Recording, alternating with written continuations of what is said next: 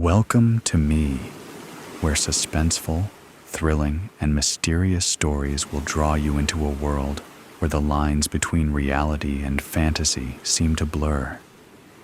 When the night falls, when all the sounds gradually quiet down, leaving only your own heartbeat and breathing, that's when these stories begin. Tensions, unsolved mysteries, moments that will make you hold your breath in fear or curiosity, all are waiting for you ahead. Find a comfortable seat, dim the lights, and let this sound guide you on a journey that is not for the faint of heart. I want each of you to leave a comment sharing where you are in the world. And if you are enjoying the episodes, don't forget to give a like and subscribe to the channel now. Relax. Are you ready? If so, join me in the first story right now. Santa. The hitman? The hospice smells like antiseptic and failed dreams.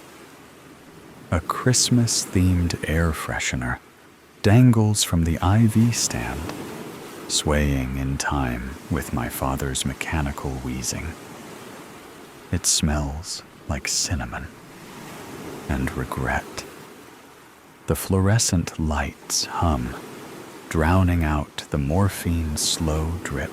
Hi, I'm the man who never amounted to anything. The trophyless disappointment. If life is a race, I'm the guy who tripped in the first 10 feet and never got back up. 35 years old, still renting, and my most significant contribution to society is a viral video of me accidentally setting fire to a microwave burrito. That's me, proud owner of a pile of unwashed dishes and a credit score so low it could run for public office. I sit slouched in this corner, watching my dad suck on life like it's a particularly stubborn milkshake. He's enormous. Round face, round belly, round everything. A human snowman, melted into a hospice bed. The kind of guy who built his whole life on being likable. For 30 years, he played Santa Claus at the mall. Not just any Santa, mind you. He was the Santa. The one people drove 4 counties over to see. His face still pops up on Christmas cards across the Midwest. A local legend, a walking, jolly Norman Rockwell painting. And me? I'm the guy who gave him a $10 Amazon gift card for Christmas. You'd think that's why he's dying. The look he gave me when he opened it. He beckons me closer, his hand shaking like a rusty wind-up toy. Come here, kiddo. Yeah, sure, I say, dragging the chair closer.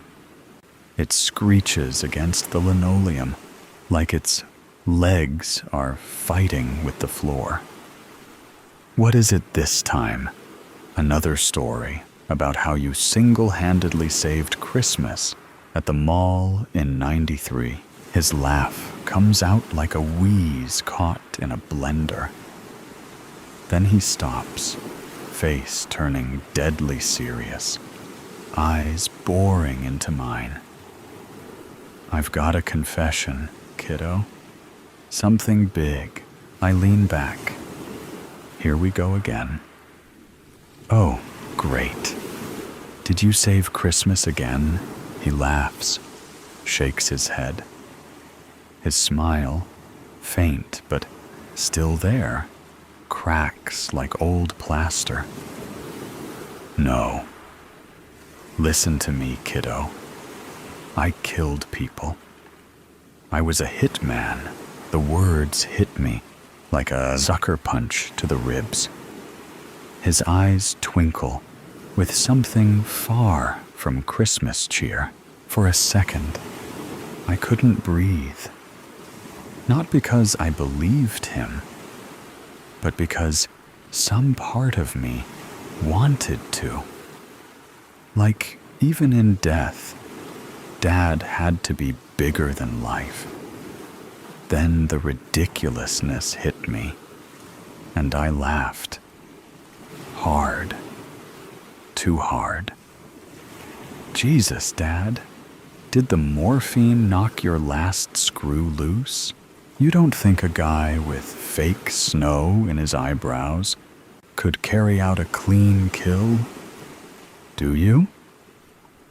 Dad's grin spreads like butter on burnt toast, his cheeks wobbling like he's auditioning for Jell-O's next ad campaign.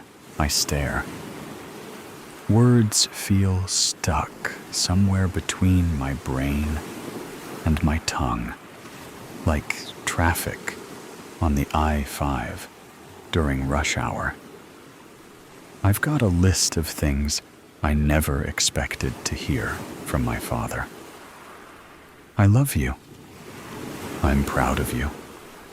There's a secret trust fund hidden in the walls. But this takes the cake, and then assassinates the baker. You're messing with me, I finally manage. Is this one of those morphine fever dreams? Should I call the nurse? Blink once for yes.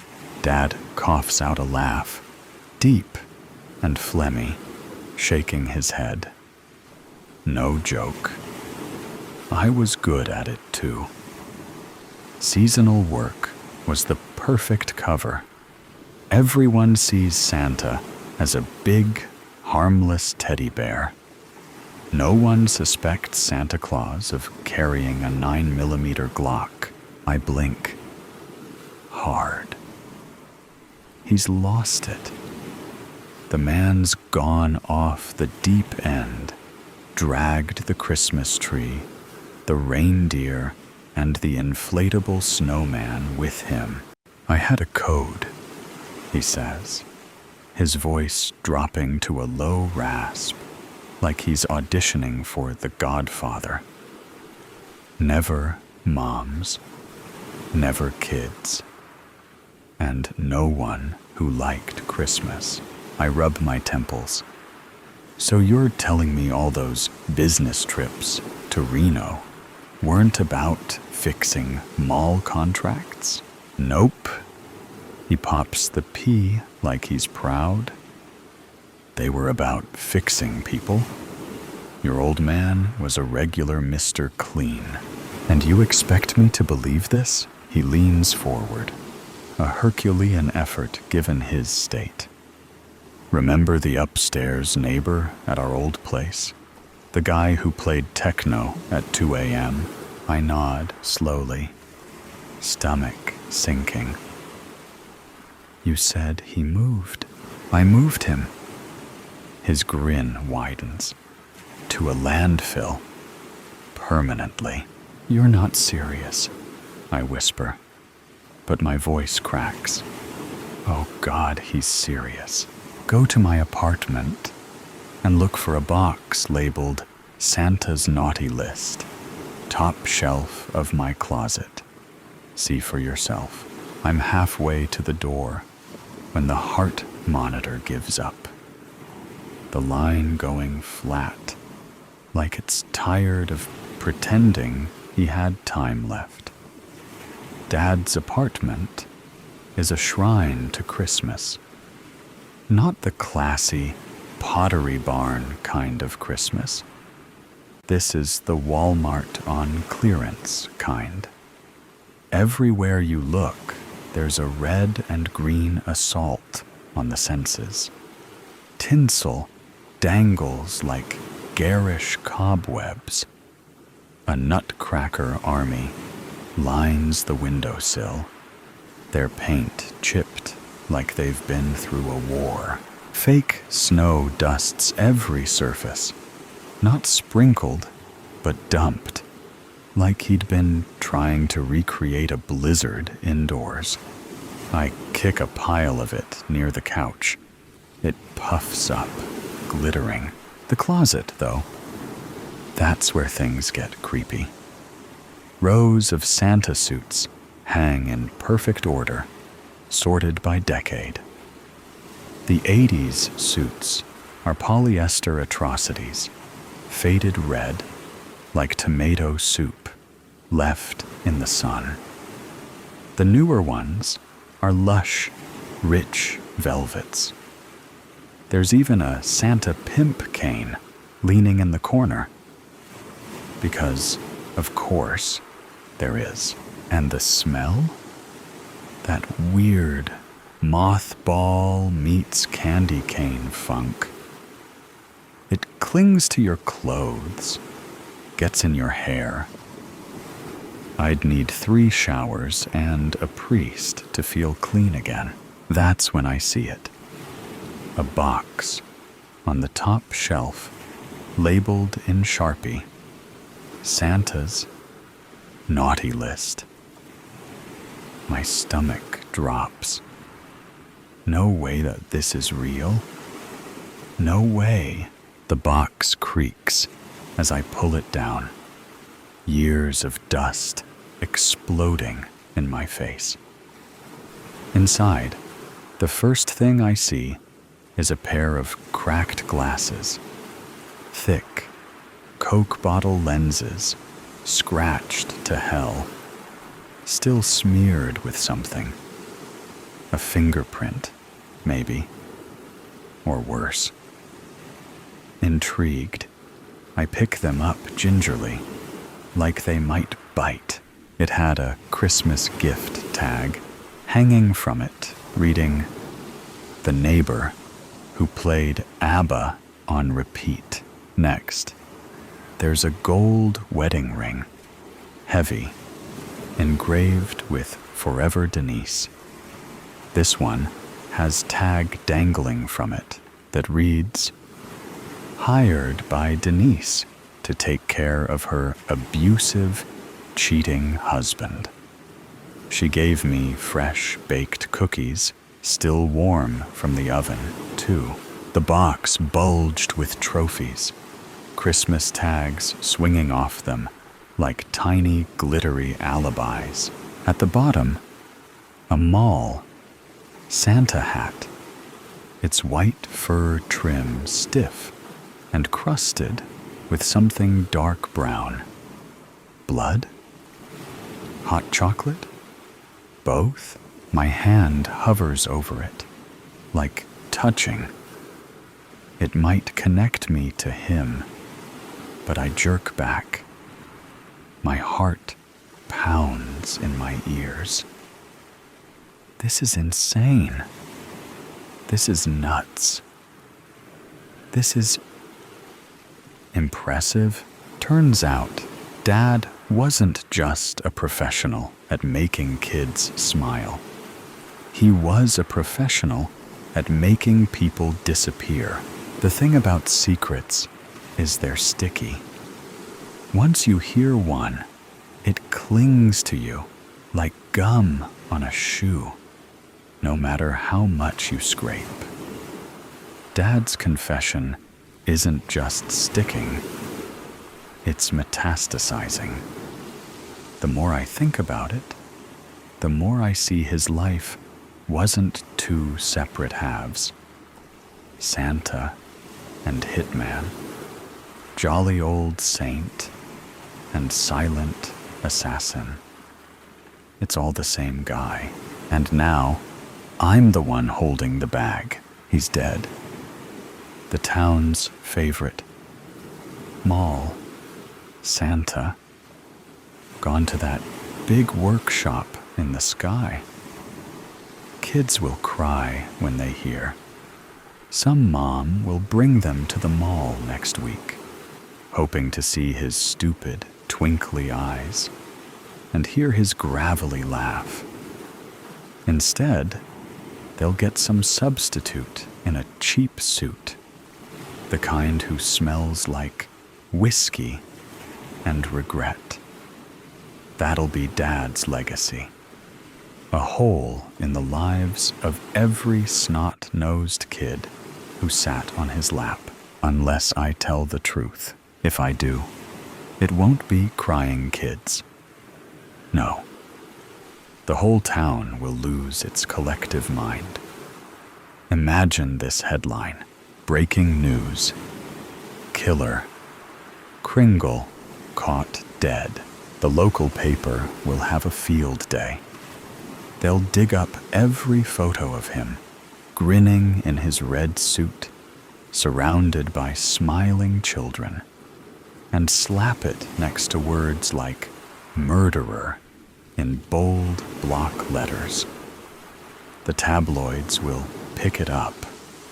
Every dumb podcaster with a microphone will start calling him the Silent Santa Slayer. And me? I'll be the idiot who ruined Christmas for the whole town. The funeral smelled like peppermint and formaldehyde. Someone decided Dad's last ride should look like an after-Christmas clearance aisle. Red and white draped the lid, as if trying to sugarcoat the whole thing.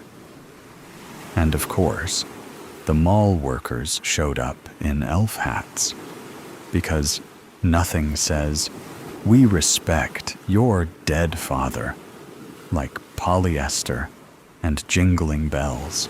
The service started with a speech from Jerry, the guy who managed the mall. Jerry had a voice like a dying accordion and the charisma of wet cardboard. But he tried. He wasn't just Santa, Jerry said, his words wobbling. He was Christmas. He saved Christmas. Saved it? Like he pulled Christmas from a burning building?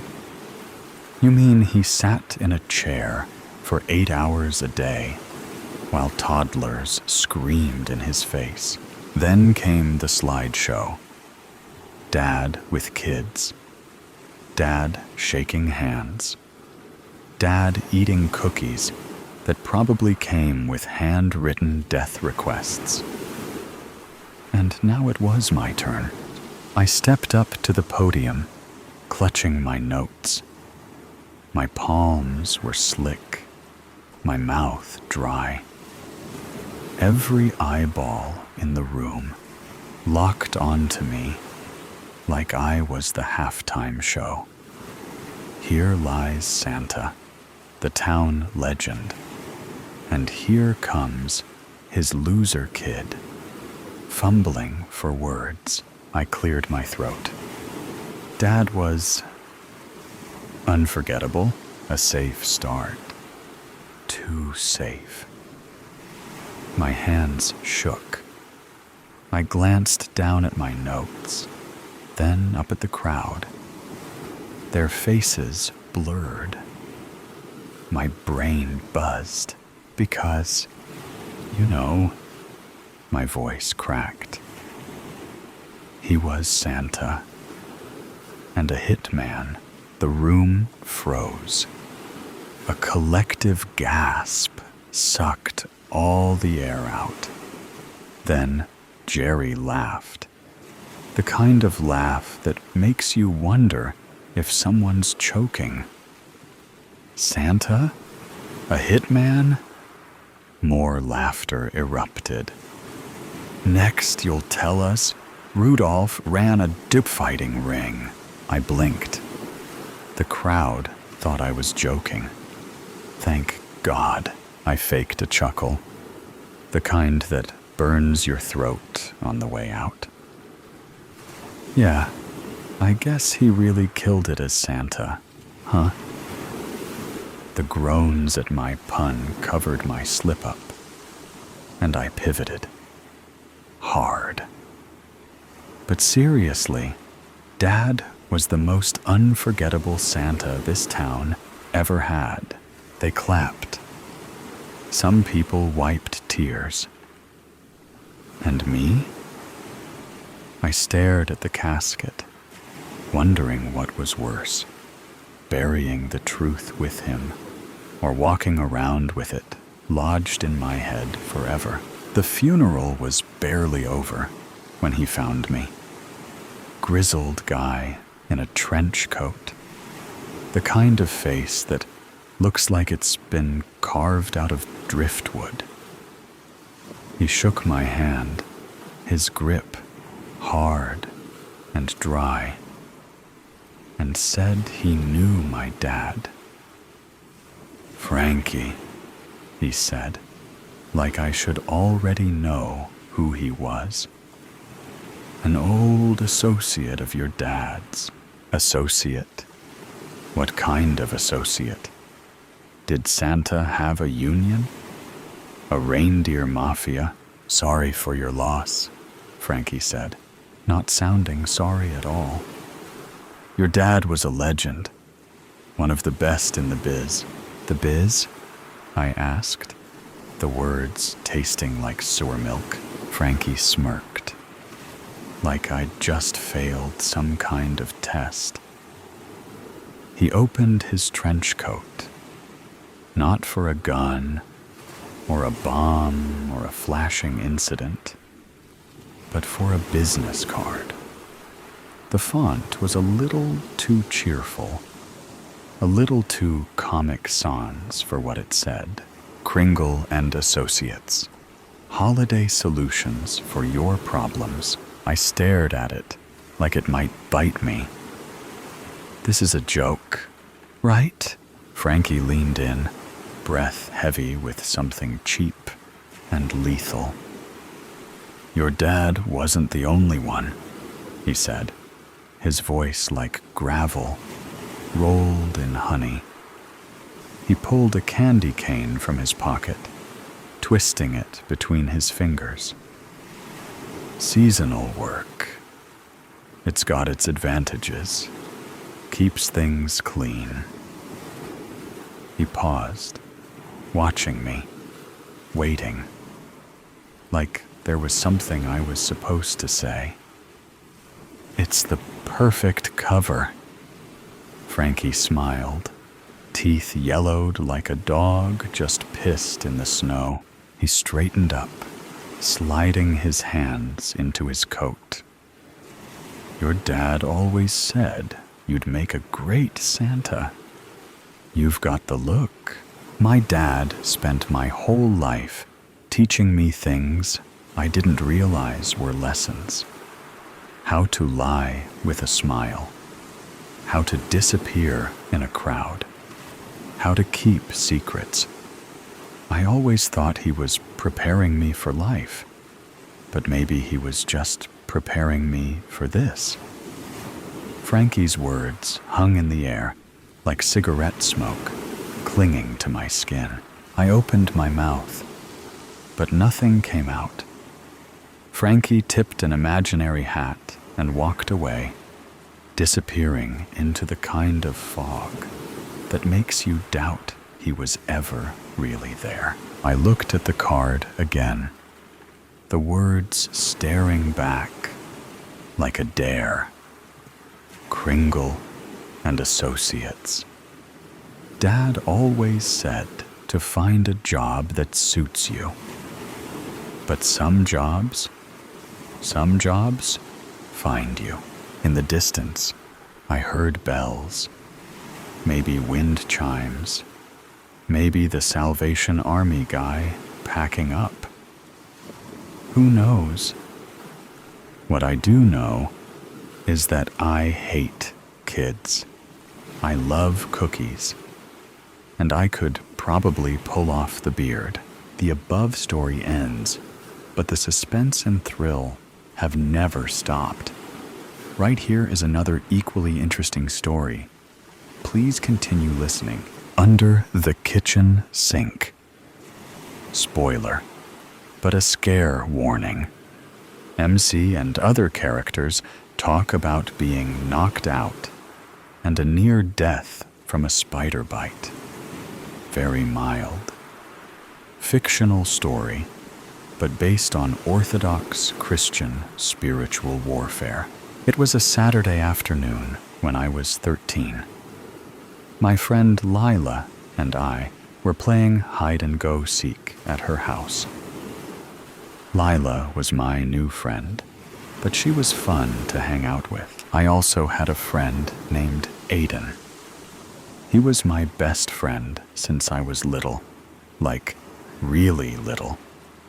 He looks the same age as me, but he always acted a lot older. He was scared about me going places I shouldn't, and that I should be careful. But he said that a lot with Lila, because I never told my mom about me visiting her. But I thought, as long as I got back between the 2 hours, I got off school, and she got home from work, she would never find out. Lila counted while I tried to find a hiding spot in her big, empty house.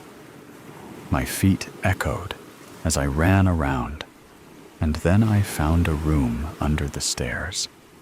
I giggled as I closed the door and hid in between some old clothes, a vacuum, a laundry hamper, and the washing machine. Torrid, D930, ready or not, here I come! Ain't no way she is going to find me here. I bet she's afraid of the I found you, she yelped as she opened the door. What? How did you find me?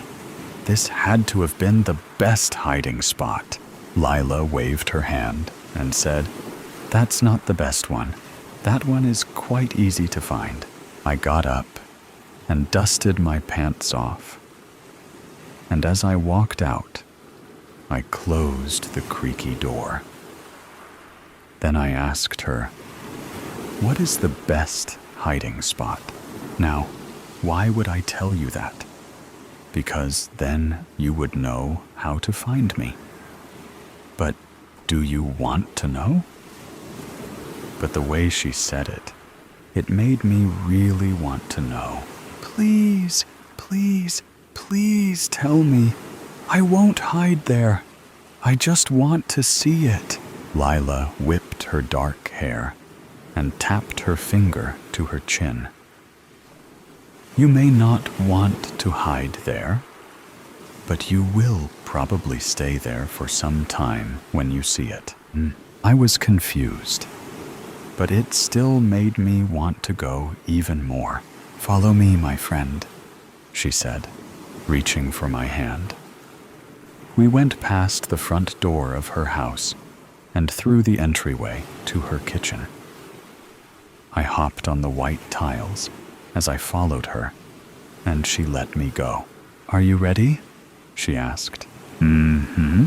I nodded excitedly. She then reached into the pocket of her black coat and pulled out an old key. Then she walked to the weirdest spot ever, her kitchen sink. She bent down to this big lock and fat chains and popped the key in and turned it like it was easy. Then she slowly opened the doors, but with a smile that was weirdly excited for me to see it. And once the doors are opened, I hear a loud whooshing sound and what looked like a big black hole. Whoa! How come I've never seen this before? Has anybody seen it before? Oh yeah, a lot of people have, but only people who choose to listen to me instead of, well, don't mind that. Go ahead and go inside. But where does it go? It won't hurt, will it? I don't want to do things that I know I shouldn't and get hurt. You'll be okay, you promise? Lila said. Look at all the fun games we play together behind your mom's back. Trust me, this is what you want. I felt scared, but I wanted to believe her.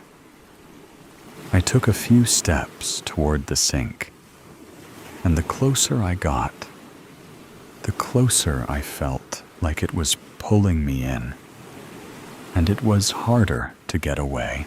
"Dee Dee," I heard a voice from above me. "Huh?"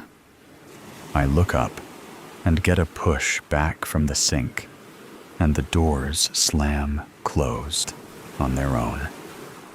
Before I looked at the voice, I got a quick look at Lila, who quickly put down her foot like she was going to do something, but she didn't want me to see it.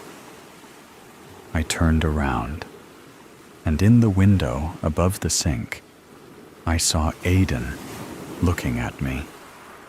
He had reddish-brown hair, and when the sun hit it, it looked like it was a bright fire.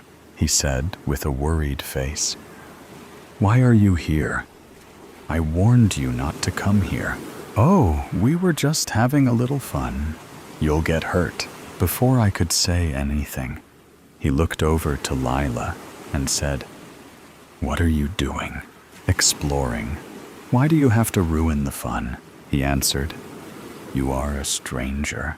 "A stranger?" "Me and Dee Dee are best friends, better friends than you. Clearly, she makes more time for me than you. Besides, how long have you known her for?" "Since she was baptized." Lila seemed really mad at his answer. I didn't know what to say. I didn't want to hurt Aiden's feelings, but I really wanted to have fun. When I looked at Aiden again, he already looked like he was sad because of what she said. And I was scared that what she said was true. I didn't want it to be. I glance over to the big, old clock on the wall and realize that my mom would be home any minute. I look at them both and say, "I have to get home." Aiden told me, "Maybe you should tell your mom about this." I shook my head and said, "No, she would get so mad at me." Aiden didn't seem to like that I said that, but said, "Your choice. Dee Dee, your choice." Then he walked away from the window. I ran home as fast as I could. And thankfully, I got there just in time. I don't think my mom knew at all where I had been. I just acted normal, and we enjoyed dinner together. She even asked, "So how was school today, honey? I heard you had a hard time on the test." I knew I could have done better, but I felt so sleepy. And I think it was from not telling Mom about Lila and keeping it a secret made me tired and not think well. "It was decimals," I told her. She put her fork down and said, "But you're so good at decimals." She looked confused and said, "Dee Dee, you seem to be having a hard time in school lately. Not just with the test, but with things you know, and know really well." I felt warm. I had to come up with something without telling my secret. I've been doing extra homework, so I stay up late and get sleepy. She didn't seem to like that very much. "Listen, Dee Dee, I want you to be doing your homework when you get home from school, not late in the night. You need your sleep, and you should have plenty of time after school to do it, right?" The whole time she talked, I kept thinking about Lila's kitchen sink. What was under there?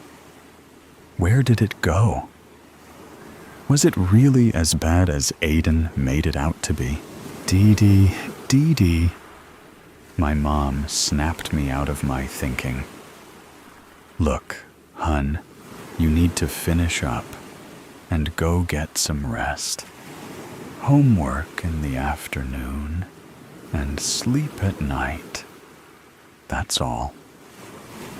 I got on the bathroom stool to brush my teeth, and I went to say my prayers.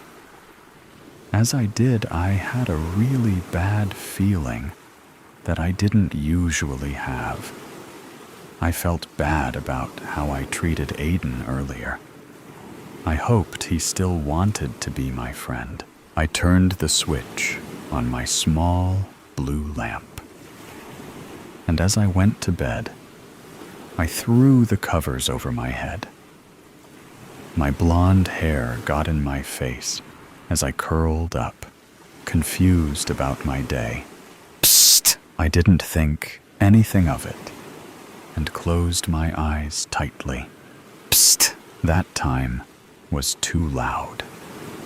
I threw my blanket off to look around my room. Then I saw someone in the window again. But it wasn't Aiden. Lila stood on the roof outside my window and said, "Hey, you're up." "Lila? What are you doing here? It's past my bedtime." I began to speak in a whisper as I looked really quickly toward my cracked bedroom door. My mom might still be up. Bedtime, schmed time.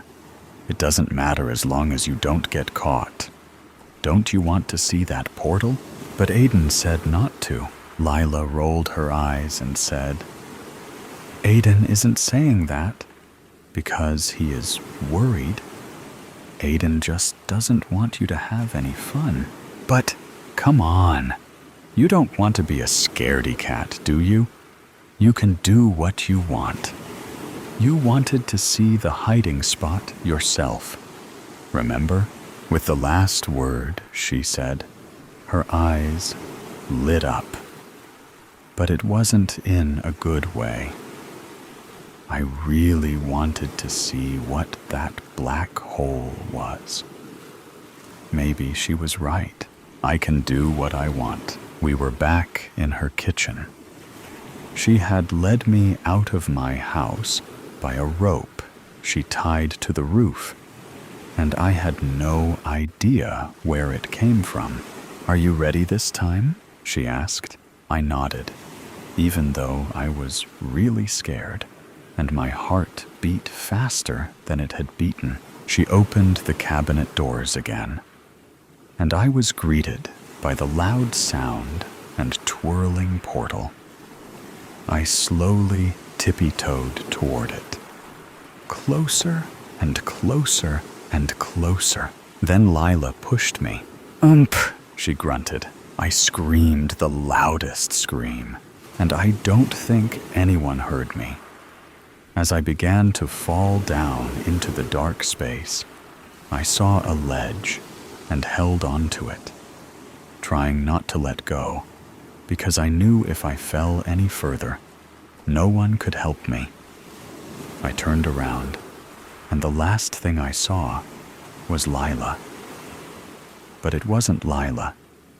She had turned into a nasty creature with horns and a long tongue, and her eyes did the same thing they did when she came to get me from my house.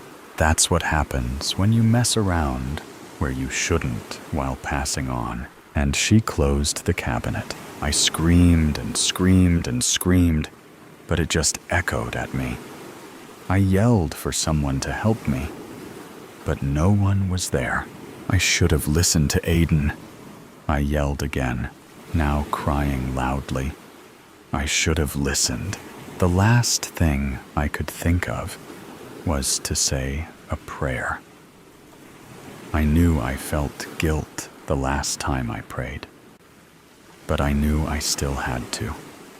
I pulled down my nightcap with one hand, but quickly put my hand back on the ledge. Lord Jesus Christ, Son of God, have mercy on me, a sinner. Slam! The cabinets swung open, and there I saw what looked like an angel. Who are you? It's me, Aiden. But you don't look like... Then it made sense. He acted older.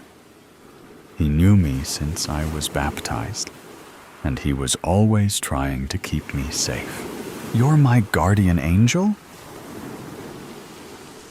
One hand slipped, and I was holding on by one hand.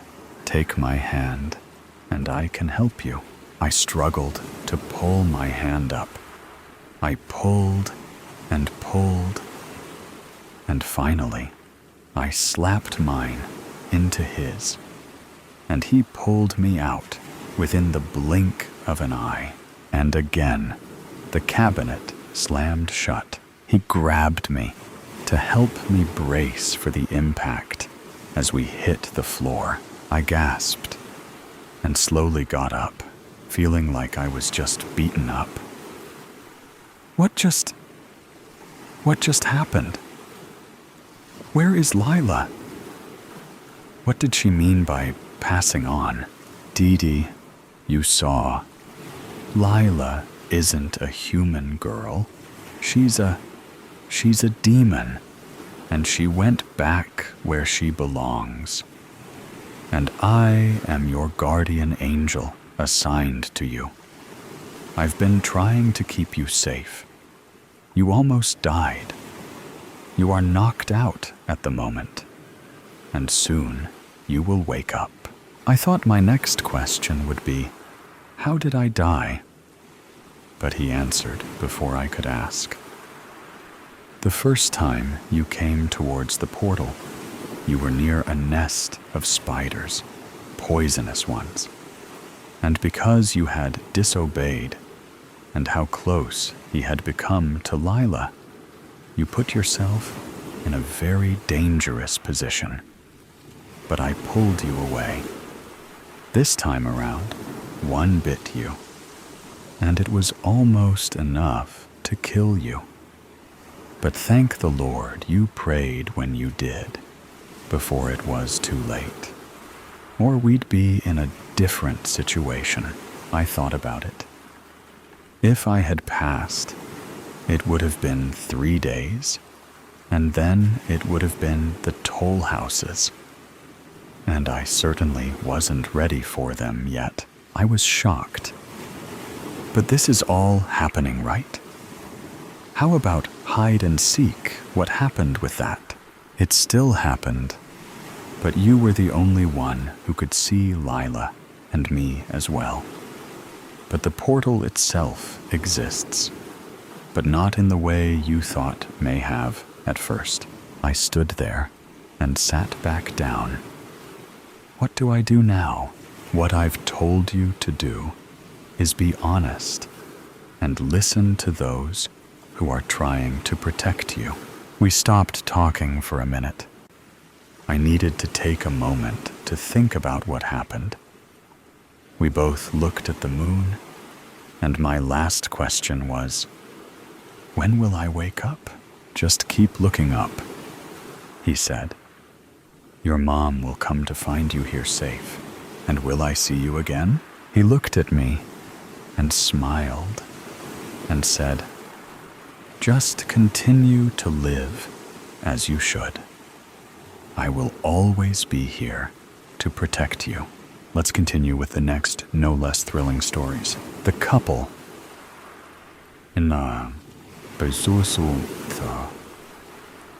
glass. The first time she saw them, she didn't think too much of it. Just an exceptionally attractive, well-dressed couple having dinner together in their multi-million-dollar penthouse while overlooking downtown Chicago. Bev Thomas watched them from the balcony of the apartment, hidden away in the shadows of the night, wondering what it must be like. The apartment she was currently cleaning for work was cherry enough. but nothing compared to the place these two lived in. She'd studied them, admired them, became invested in them. But never once did it occur to her during that first sighting that anything was wrong. The woman wasn't just beautiful. She was elegant. Elegant in the way that women just weren't anymore. Audrey Hepburn, Grace Kelly, Jackie Kennedy. Women who embodied class, charm, and fashion. The woman in the window looked as though she belonged on that same list, regardless of the fact that she was completely unknown to Bev. She wasn't a celebrity, wasn't an actress or a singer, and Bev didn't recognize her from the world of politics. She was just a stunning, refined, angelic individual who looked as though she'd descended from heaven itself to grace the earth with her beauty. She wore a ball gown of sorts, pale yellow, and doused in what Bev could only imagine were real diamonds from the way the material shimmered. Bev couldn't help but allow the jealousy to set in. How could one person have it all? If her looks weren't enough, there was the man seated across from her. He was unrealistically handsome. She was convinced he'd had work done to make him look that way, like he'd just arrived from a factory somewhere. But inside, she doubted it. Something about his face told her it was all natural. He landed somewhere between Paul Newman and Henry Cavill. From the Newman side came the piercing blue eyes, so deep in color that Bev could see them clearly from the balcony across the boulevard. The stubble of a full beard gave him the timeless, rugged quality. But then came the Cavill features.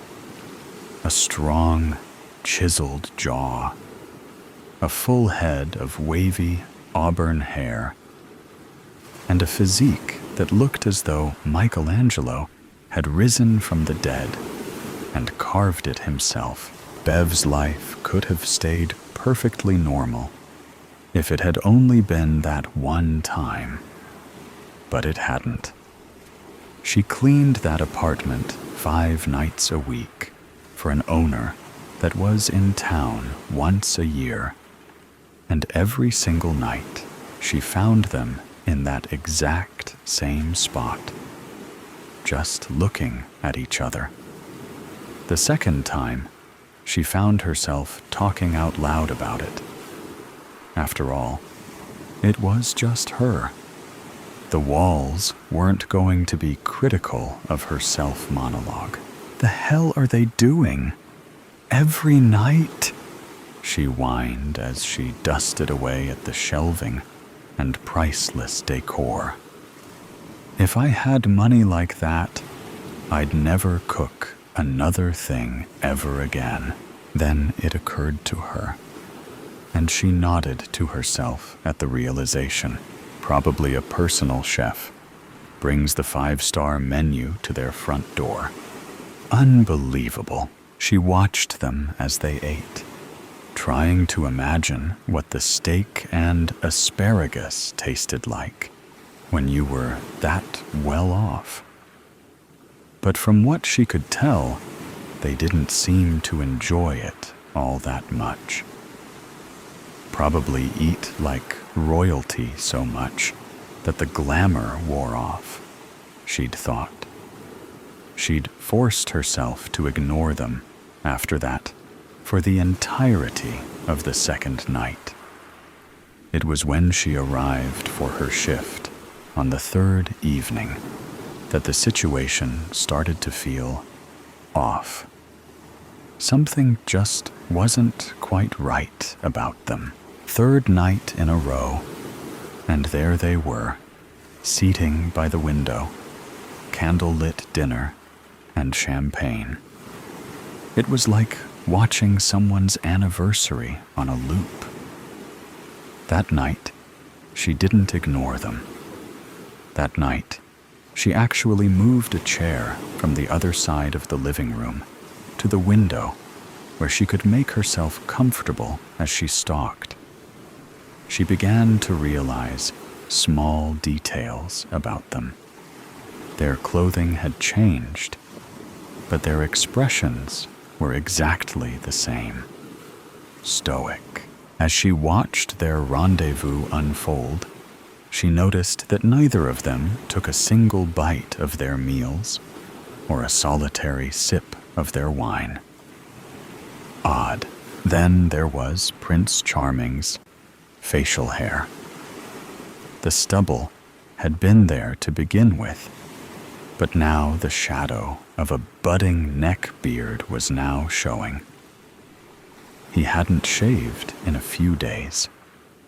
It wasn't all that peculiar, but something about the couple told Bev that these weren't the kind of people who let hygiene go unattended. It was like the thing in the photo, not like the others. As she studied their faces, she noticed that they both looked exhausted, like they hadn't slept much. The final observation she made was that they never moved from those seats.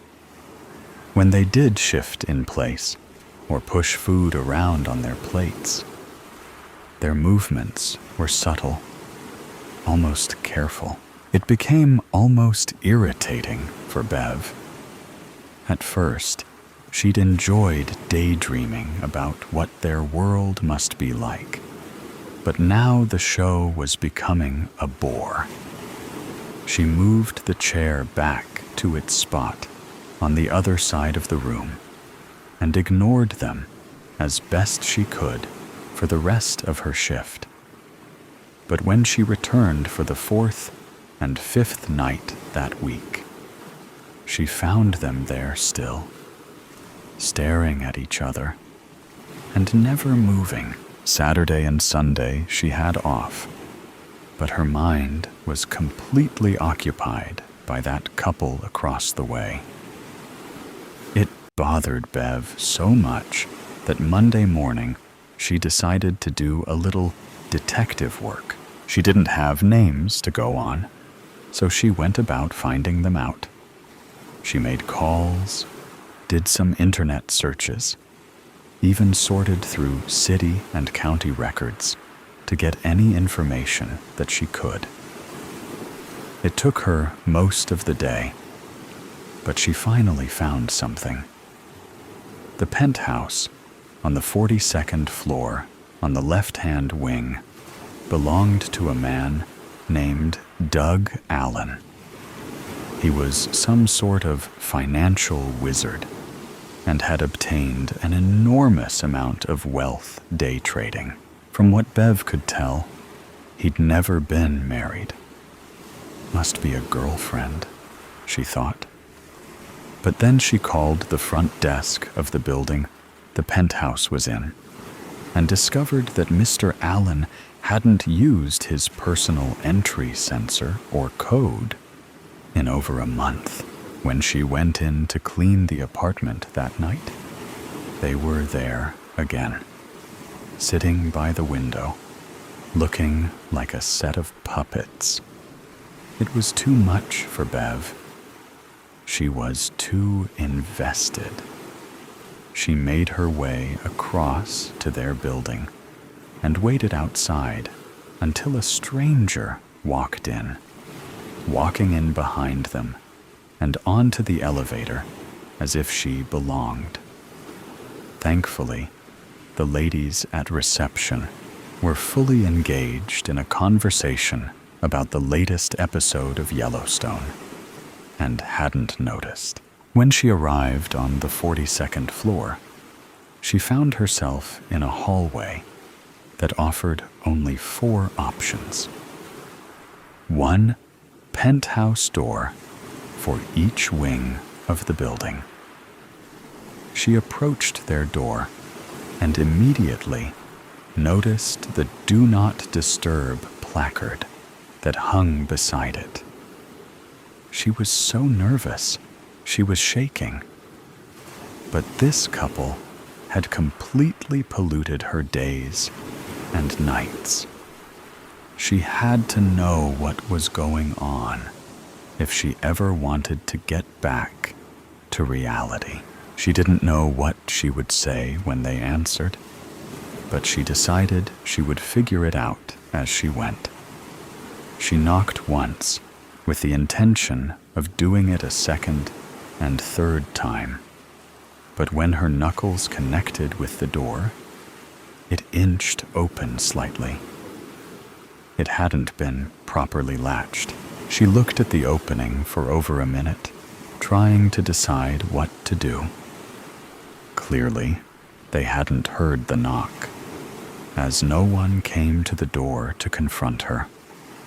Surprising even to herself, she was actually considering letting herself in just enough to get a glimpse.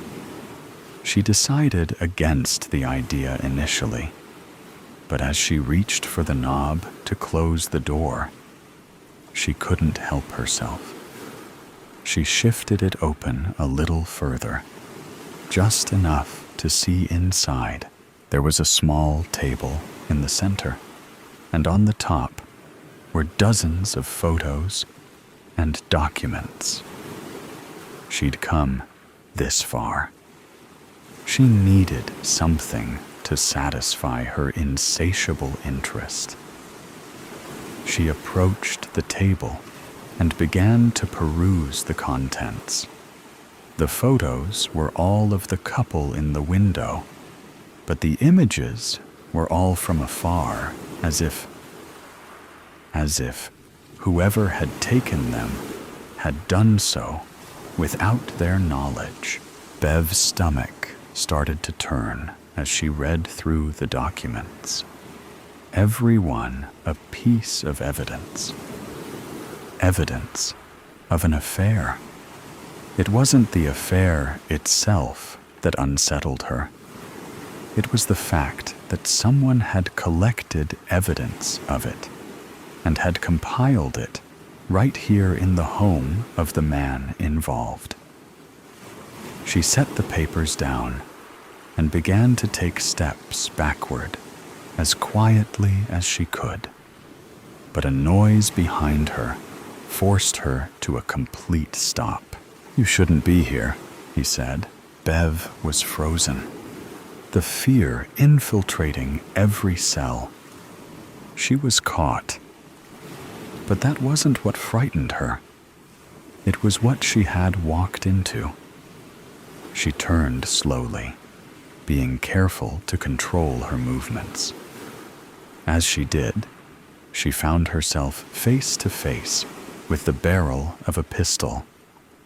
The man holding it was calm, but in a way, perplexed. Like he wasn't sure exactly what to do with this discovery. "I'm sorry," she started to say. What are you doing here? You shouldn't be here. I cleaned the apartment across the street, and She couldn't find the words, and any she did came out mumbled through her now shaking lips. She'd never seen a gun in person before, much less had one trained on her face. She couldn't think, and she could hardly breathe. He raised his free hand and rubbed his forehead as if working through a complicated mathematical equation. "Move," he said. "What?" "I said move. Into the dining room," he said, waving the gun in the direction she was to go. She did as she was told, inadvertently holding her hands in the air like she was under arrest. She knew it was silly. She would have felt much better if a police officer were detaining her versus what she was currently experiencing.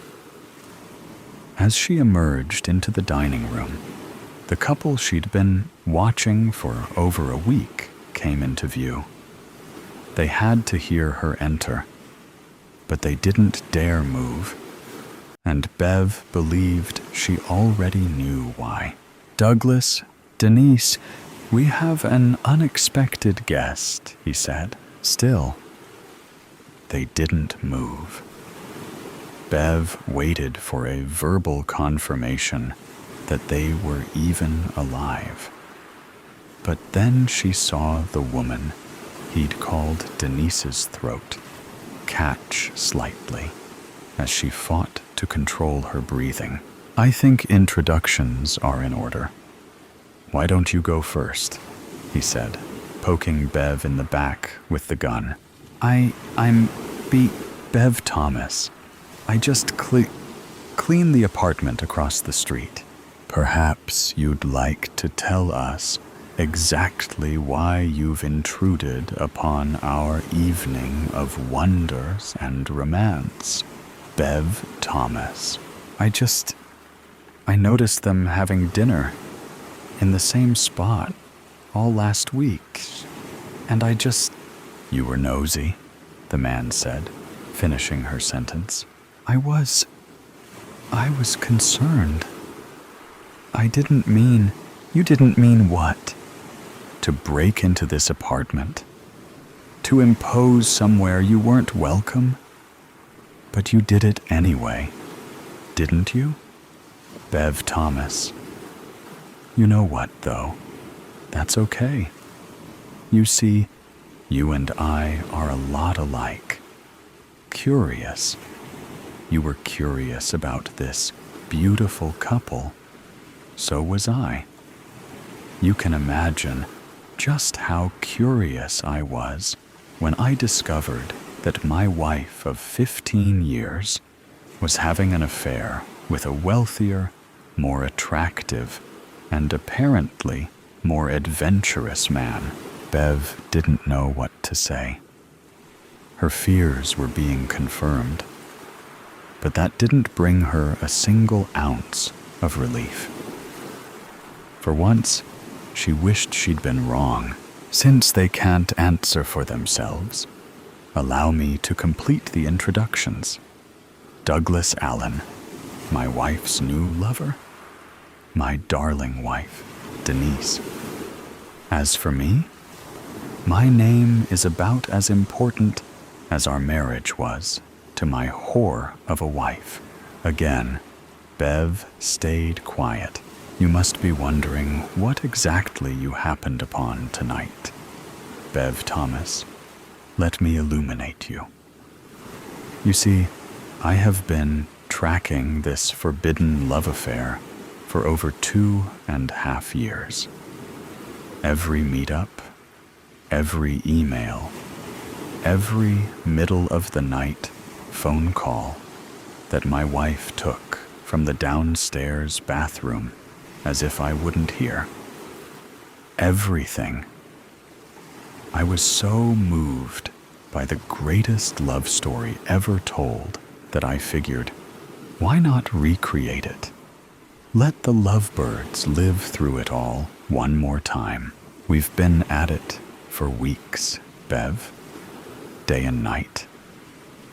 Every dinner date, every intimate conversation, every single moment of sexual engagement, all of it on replay, like a show on Broadway.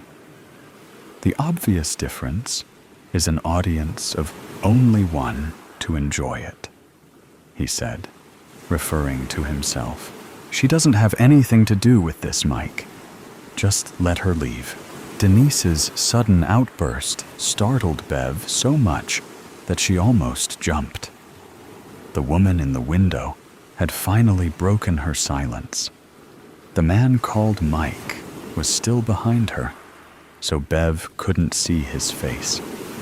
Even so, she could feel the anger radiating off him like heat from a bonfire. "What is the rule, Denise? What is the fucking rule?" She didn't respond, nor did she look away from Doug Allen. Her face was expressionless, but her eyes told the story all on their own. It was clear to Bev that Denise was overrun with fear. She'd messed up, and she knew it. Bev flinched as Mike's footsteps met her ears. He moved around her, making his way toward Denise, slowly and methodically, like a hungry tiger closing in on a wounded antelope. "I asked you a question," he said calmly as he arrived at the table. Again, she refused to answer. Mike sighed heavily and pulled something from his pocket.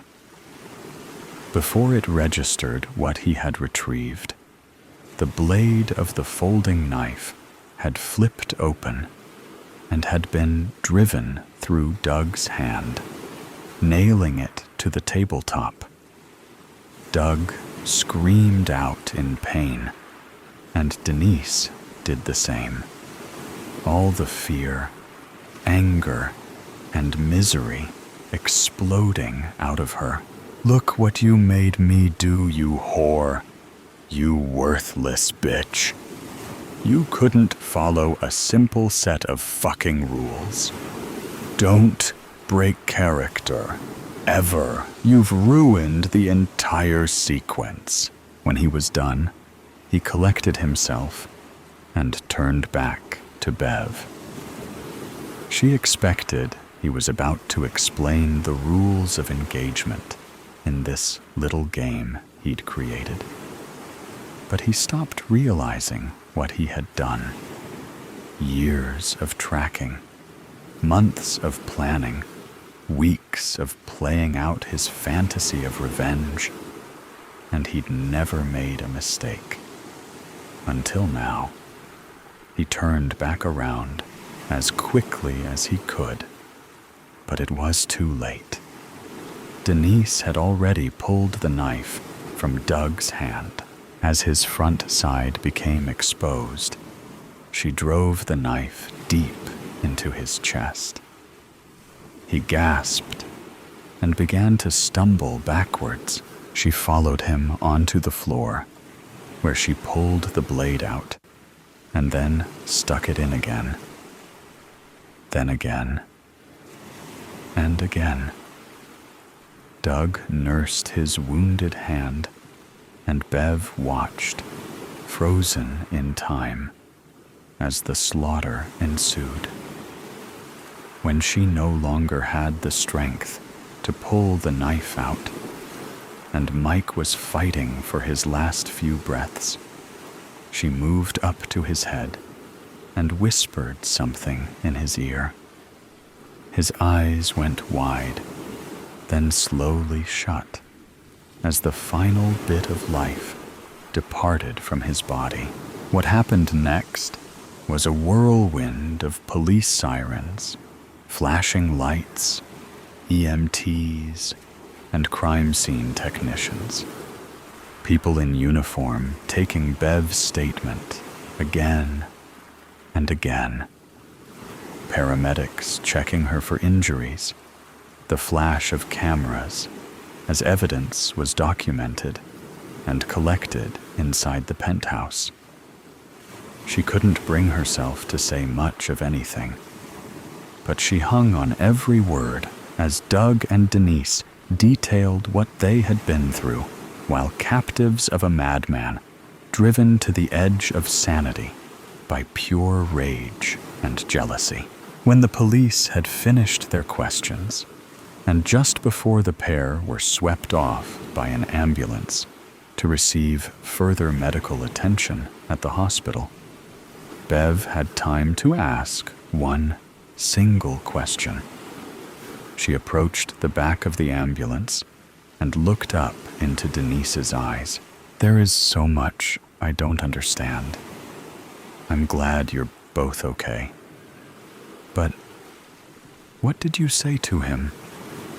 At the end, Denise smiled to herself, like she was about to reveal a childhood secret she'd always promised to take to the grave. She leaned down close so that she could whisper and still be audible. I told him the truth, that Doug and I knew he was following us for months, and we kept at it anyways. I told him that it made it that much more exciting that he was seeing everything we were doing, and it just made us want to do it that much more. I told him that, and I told him that the only thing better than Doug and I tearing into each other with him knowing was doing it all over again in front of his pathetic face. Before she could say anything more, the paramedics came and secured the doors. Bev watched, speechless, as the ambulance pulled away. Since she didn't have any injuries, she didn't need to go to the hospital. Instead, she went back to the apartment she was supposed to be cleaning. Lost in thought, she wandered over to the window, looking up to an empty table in the penthouse across the street, where she'd first seen the couple in the glass. Broken statements. I've said too much. It's time for you to go. Detective Foster sneaked a weary glance at her partner, Detective Daniels, before casting a stern expression to the woman they questioned.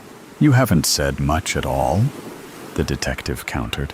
The living room grew warmer by the minute as the blazing sun rose higher into the sky. It had to be noon by now, and their small town was in the middle of a heat wave. Crime was in short supply, thankfully, and these days, most of the calls they received were from the elderly asking for help to set up their air conditioners. This woman did not have any cool air circulating her home. Her windows were open, letting the stiff, warm air sit like an unwelcome guest. The woman crossed her arms, twisting her head abruptly away from the officers. I can't say much more than I already told you. You're asking too many questions. Foster snapped her notepad shut, fighting the urge to roll her eyes. She turned her back on them to roam the living space. As she walked further away, she heard Daniels scoff. We're asking questions to help you, and I've already told you my answers to those questions. Barely, the woman gasped. I don't like your attitude. Foster made her way into the kitchen as the bickering voices died down in the distance. Not that it was a large house, but she was more focused on looking around while the homeowner was distracted. Normally, she didn't condone her partner arguing with the victim, but sometimes it came in handy as a nice diversion. Earlier that day, the department had received a call from the neighbor, claiming she heard breaking glass and then shouting. While on the phone, she noted the shouting had died down, and all was quiet. Still, the woman's nerves were shaken and begged for someone to come over and check it out. First, the detectives visited the neighbor, but they didn't get any new information out of her. She was too afraid to even open the door for the officers. She had spoken to them through a crack in a window. motioning to the house next door. Foster made her way to the house first, while Daniels stayed behind to calm the poor lady down some. Foster had to knock on the door twice before the homeowner finally answered. Her name was Marianne Jules, and Foster guessed her to be in her mid to late 40s. She wore silk blouses, black dress pants, and was almost always in 3-inch heels when out around town. A string of pearls dressed her skinny neck that she always fiddled with. There was no wedding band on her finger, and as far as Foster was concerned, the woman didn't have any close family, nor did she know anyone in town before arriving. She lived alone and had recently moved here within the past 6 months. Marianne didn't make much of an effort to get to know the townspeople, and not everyone was eager to welcome her, Foster included. She remained polite, of course, but she was skeptical of visitors, especially visitors who stayed. Foster grew up in Willow's Landing, and over time, she realized one thing everyone here had in common. Every individual who made up the population here was born and raised in this small town.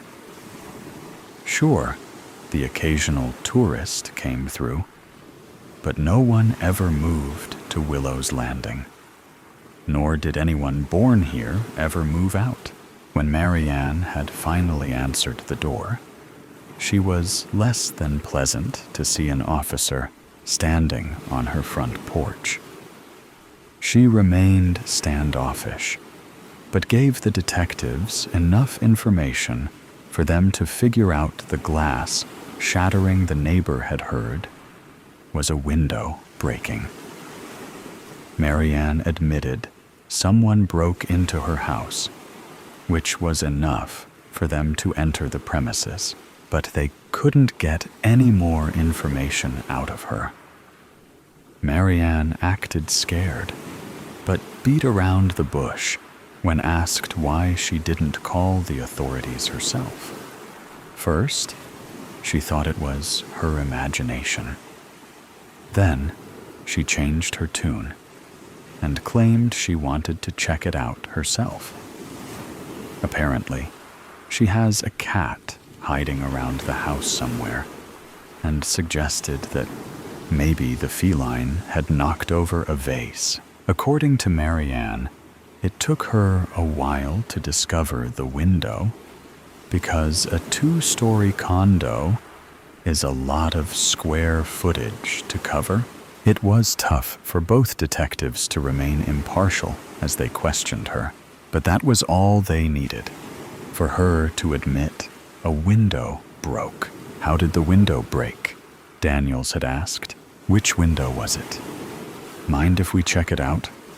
Foster had questioned.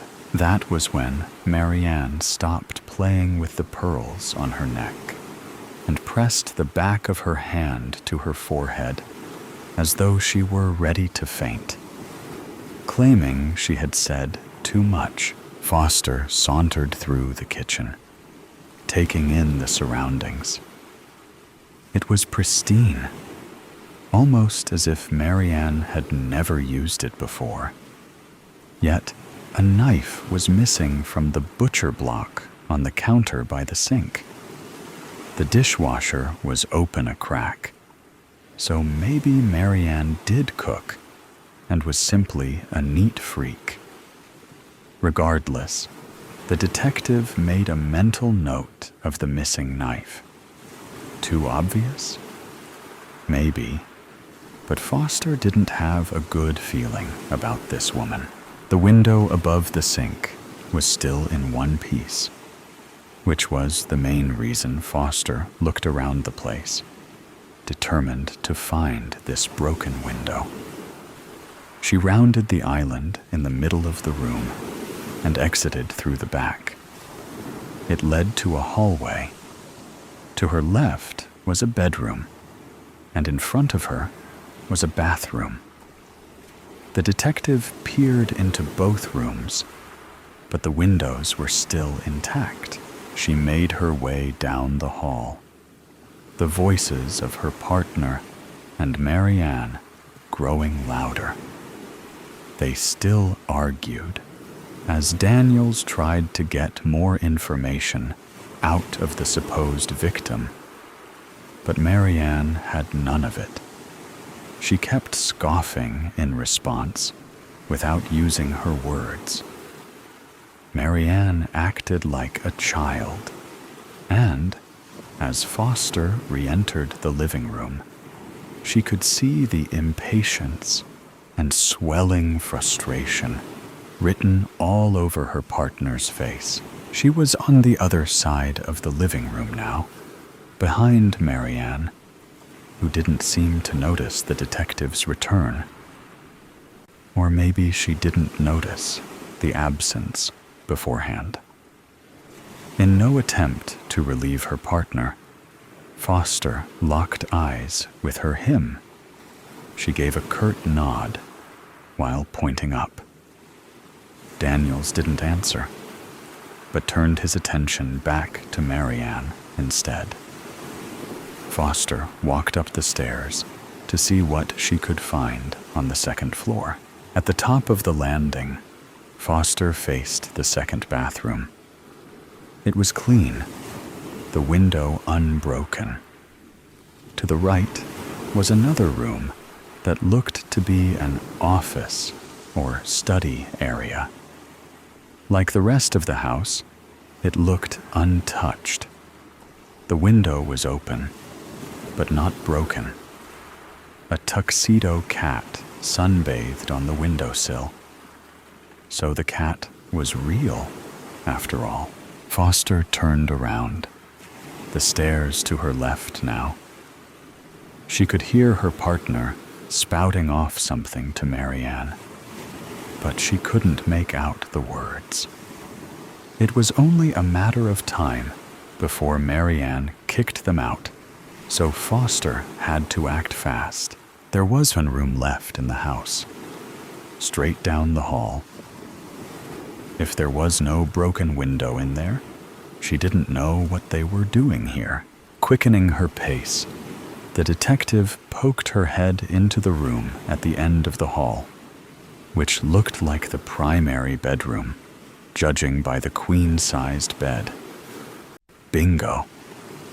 The window above the vanity was shattered to bits. Foster stepped into the room, noticing a messy trail of glass from the window to the other side of the room. Halfway through the trail, the glass on the floor mixed with red spots on the beige carpet. The detective stepped to the left, following the trail, before huffing out an exasperated sigh. On the other side of the bed, invisible from the doorway, lay the body of a man. Instinctively, Foster crouched beside the body, pressing her fingers against his neck. No pulse. She figured as much. She studied the body briefly. The deceased lay on his stomach, arms laying above his head, as though he had tried to break his fall. His legs stretched out behind him, as though he fell to his knees first. Foster grunted as she recognized the kitchen's missing knife from the butcher block sticking out of his back. From the cuts in his shirt, it looked like he had been stabbed at least twice, and clearly didn't see his attacker coming. A pool of blood, still damp, surrounded the body. He likely bled out rather than the stab killing him. Foster stood, staring down at the body. Marianne didn't live with anyone. And with the window shattered, this man must have been the culprit. It was easy to assume Marianne defended herself and stopped the intruder before stealing anything, though she couldn't yet speak those accusations aloud, as it was all speculation. Foster looked forward, noticing a pair of doors. Whatever he was after must have been inside the bedroom closet, unless he heard Marianne coming up the stairs and tried to hide. Without being able to make out the words, Foster heard Marianne's voice raise. It seemed time was up. Before heading back downstairs, the detective made a quick call for backup and forensics. The house was now a crime scene, and the detectives would gladly leave the home for now. But little did Marianne know she was going with them. Foster sauntered down the stairs as she wrote notes in her notepad. About halfway down, she heard Marianne's sharp tone. "What were you doing upstairs? Who gave you permission to go upstairs?" "You did," Foster replied. "We came over to check out a possible break-in, and you let us inside. I checked things out, and, yep, you've got a broken window." Marianne swallowed a lump in her throat. She stomped over to the front door, opening it wide. "Out. After you," Foster responded. She walked over to the door, motioning for Marianne to lead the way with a smile. "The house is a crime scene now, so we'll need to vacate the premises until forensics gets here." A squeak escaped Marianne's lips, but she didn't move. Foster held out a hand. "Shall we walk out together?" Marianne glared at the officer, clutching her pearls. "I can walk myself. Thank you very much." She snubbed the detective by throwing her nose in the air as she strutted onto the porch and down the front steps, as though it was her idea to exit. Daniels leaned closer to his partner as the two stepped outside, closing the front door. "I'm confused. The broken window was in the master bedroom, along with the body of a man with a knife sticking out of his back. When walking through the kitchen, I noticed the butcher block missed a knife," Foster explained in hushed tones. Daniels exhaled, putting his hands on his hips. "A homicide? We haven't seen one of those in, what, a decade? Something like that. And to think one of our residents was a trespasser." "Who died?"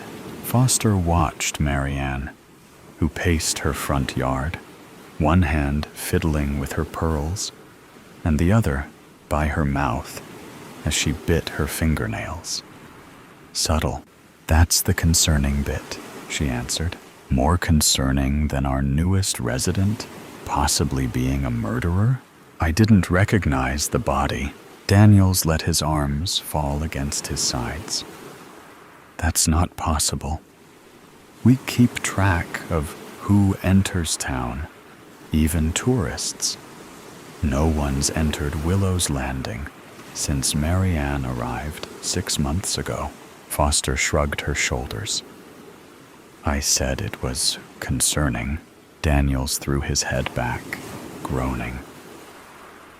"So, we have a new resident who keeps to herself, and a stranger new to town who breaks into her house and she murders him in return.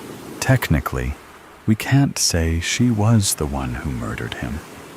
It's definitely likely, of course, but we need to do some investigating first. It's still enough to hold her for questioning." Daniels smirked. Foster chuckled. This is true. She can't run away or avoid our questions anymore now, can she? They heard sirens in the distance, getting louder as backup arrived.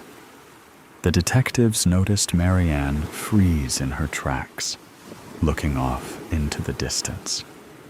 Before she could make a break for it, the partners sandwiched her. Are you aware there's a dead body in your bedroom? Foster questioned. Marianne gasped. Excuse me? So, you didn't see anyone in your room? Daniels added. Marianne twisted her head to face him.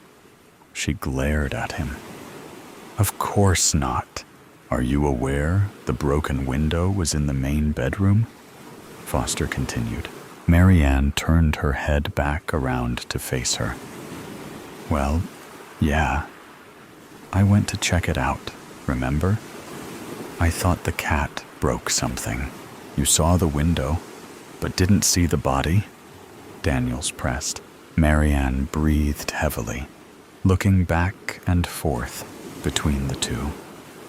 Finally, she threw her hands up, narrowing her eyes at the ground. I don't know what you think you're trying to do, but it won't work on me. A couple police cruisers pulled up to the house. Neighbors started peering out from behind their curtains, some sitting on their front porches. One man, not even trying to be subtle, started dusting his swing porch while making heavy eye contact with the police arriving. Are you aware there's a knife missing from your kitchen? Foster proceeded anyway. Marianne stomped her foot, covered ears, and squeezed her eyes shut. The detectives rolled their eyes at one another. Daniels took this as an opportunity to step away to get the rest of the team up to speed. I refuse to be interrogated like this. You came by without my calling you for help. You searched my house without a warrant. Now you're treating me like some sort of criminal. Foster folded her arms, shrugging nonchalantly. Fine. Forget the body. The fact remains that someone broke into your house, and now they're dead. Were you expecting anyone today? Marianne relaxed her shoulders, staring quizzically at the detective. No. Was someone staying with you at your house? No. Have you spoken to anyone recently about something special you keep in your house? Do you know why anyone would want to break in? Marianne shrugged, shaking her head. She played with her necklace again, deep in thought. No, I've never even seen him before. Foster sighed, pulling out her handcuffs. What are you doing? Marianne took a step back in horror. Seen who? Foster pressed, holding on to the cuffs. Marianne hesitated, but pointed to her house. With a condescending attitude, she said, The supposed body you claim to be in my house? Matching her tone, Foster replied, We never said the body was a man. Marianne froze, pressing her lips together. Put your hands behind your back, Foster said. Marianne did as she was told, too shocked to disobey.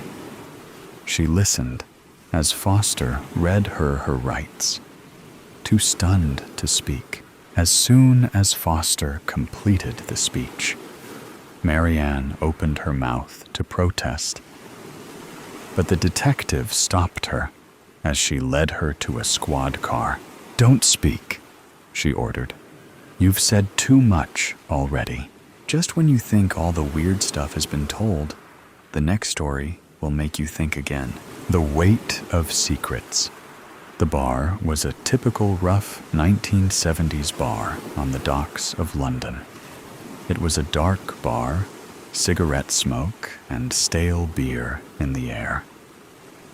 A neon sign buzzed at the top of the room, casting an almost ghostly red light on the scene.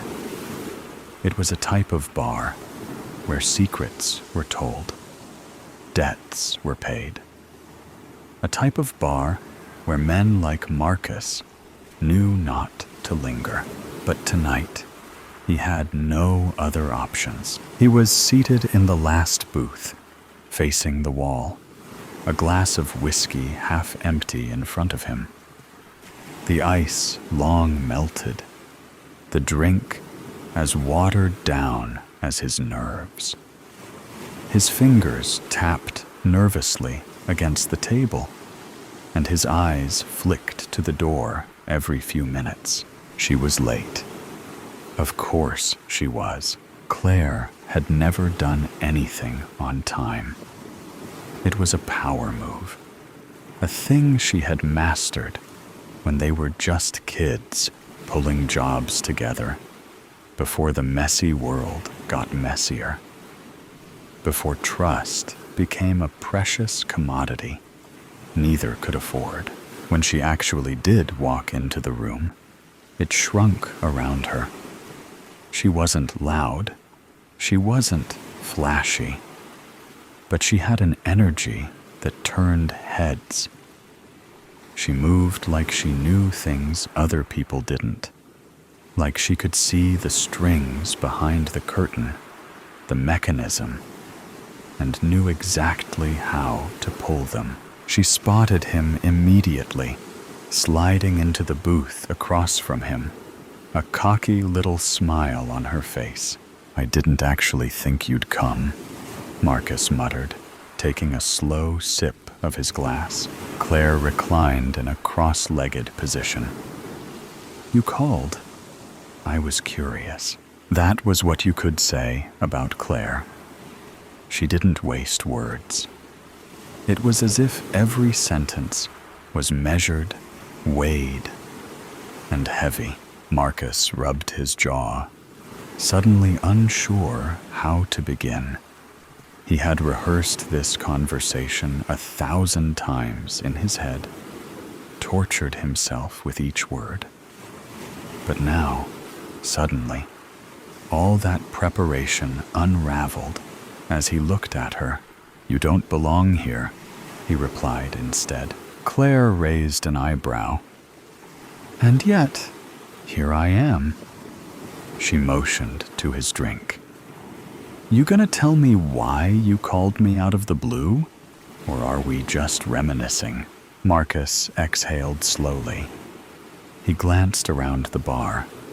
Nobody was watching, but that didn't mean there weren't watchers. Risked a trip out here was what he'd done.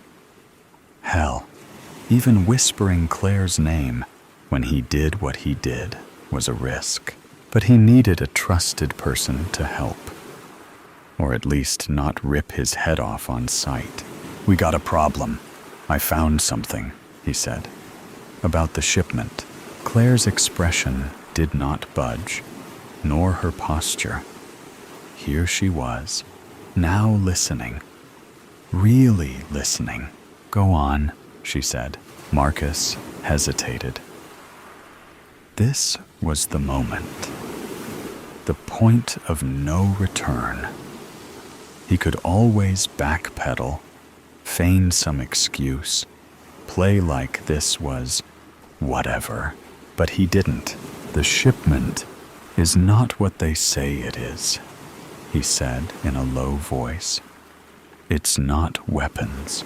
Claire tilted her head slightly. "Then what is it?" Marcus swallowed. His heart was in his throat. He had already said too much. "It's not good, Claire," he had the breath to say. "Worse than anything we've ever had before." She bent forward with her elbows on the table.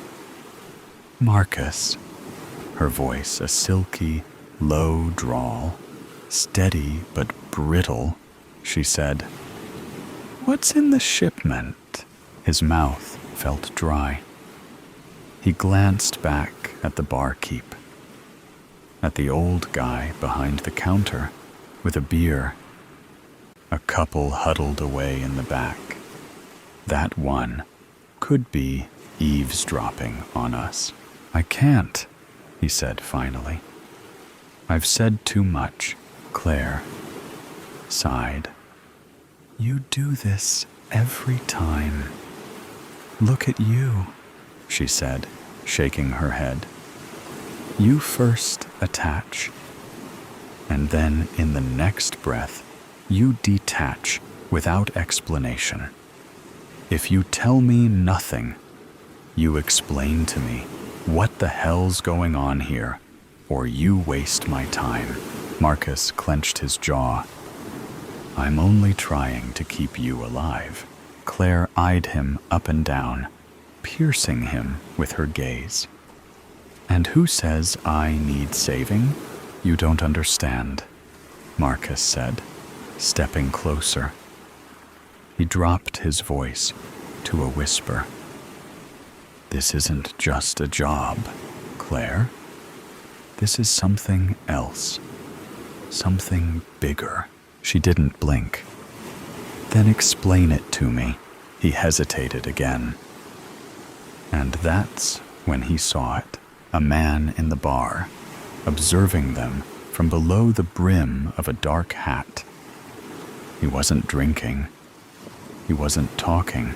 He's literally just sitting there waiting for us, he said. Marcus's stomach dropped. They weren't alone. He reclined in his seat, trying to remain calm. He drained the remainder of his whiskey, then resolutely put the glass up on the table. We're leaving, he said, almost to himself. Claire didn't argue. She just looked back and spotted the gentleman and nodded.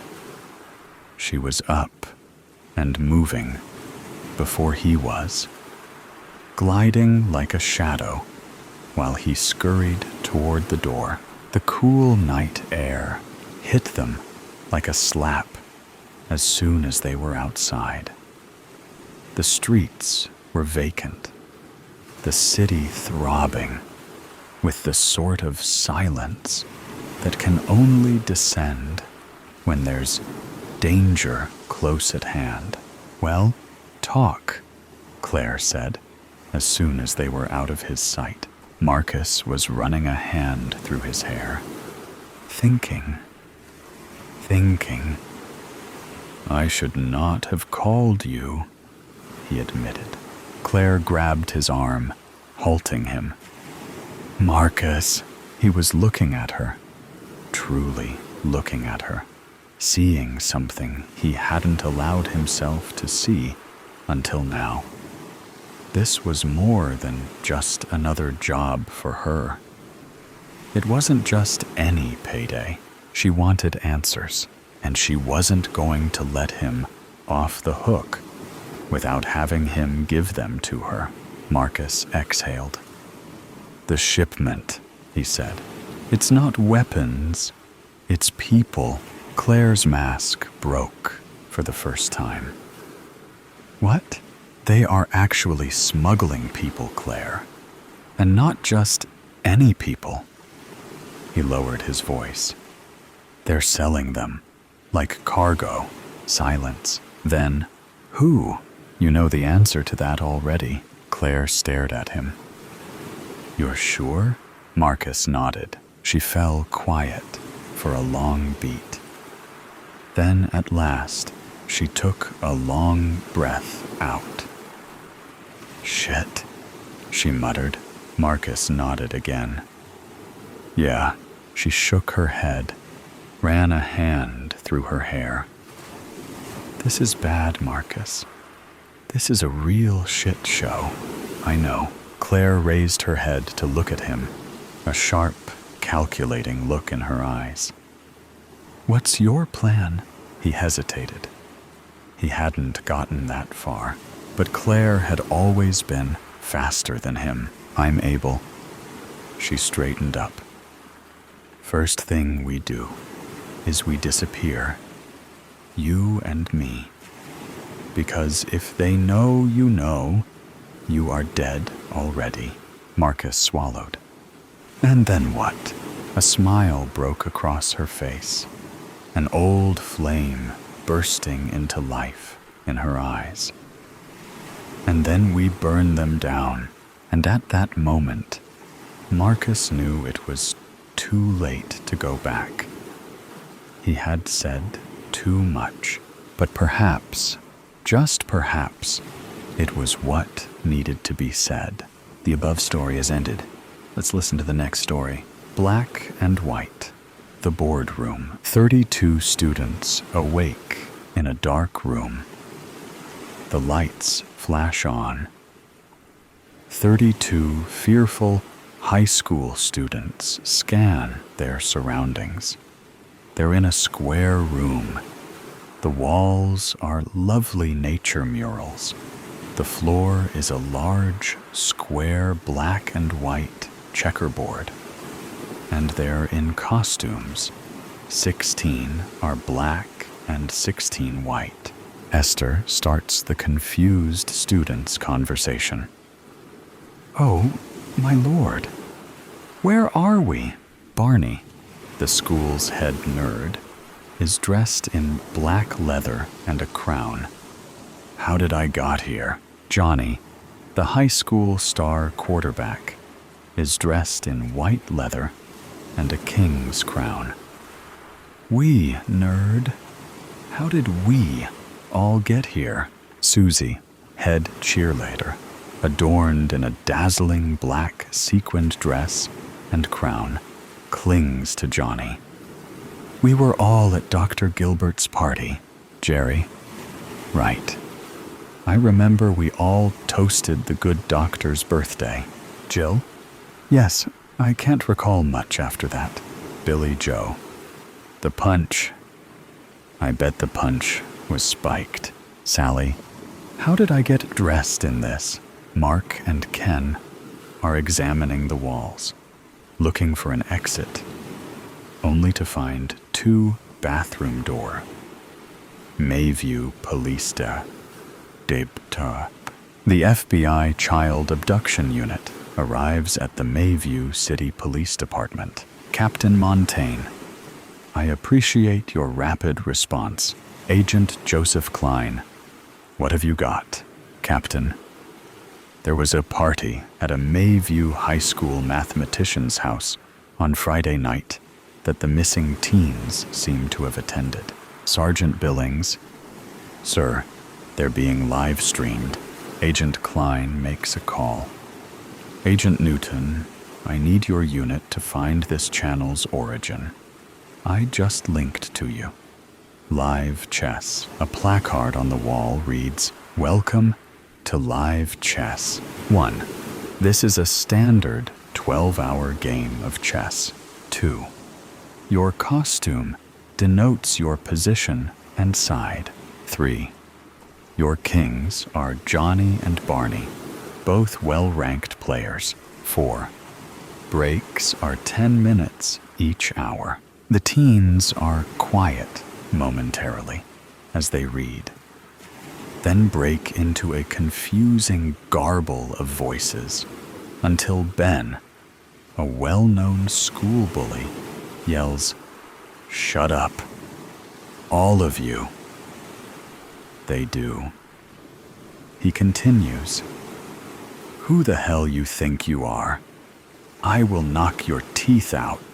A loud crack sounds out.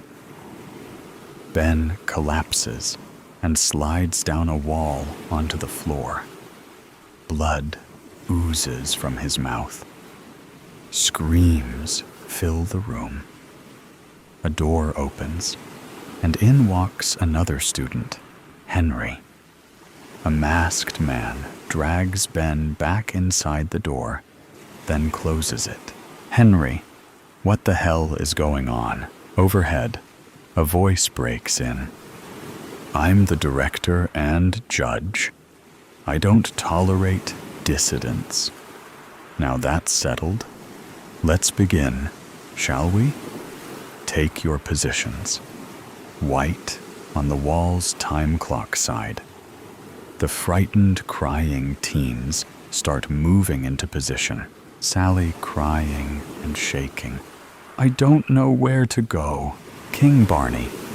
Over there, in the second row, with Susie, Jill, Mary, Gary, Ken, and Mike. You're all pawns. Voice. Well done. The clock will tick down from 12 hours for each team. It starts and stops with each move. The winning team lives, or shall I say, those left standing will live. Kimmy, the white king-side light-squared bishop, LSB, cries out, "What does he mean?" Voice. The game is one of death, not of capturing players, resulting in another wave of mass hysteria. White King Johnny. What the hell? Voice. Let the game begin. King Johnny, make your move. A dual digital timer on the wall starts counting down. W. 11.59. B.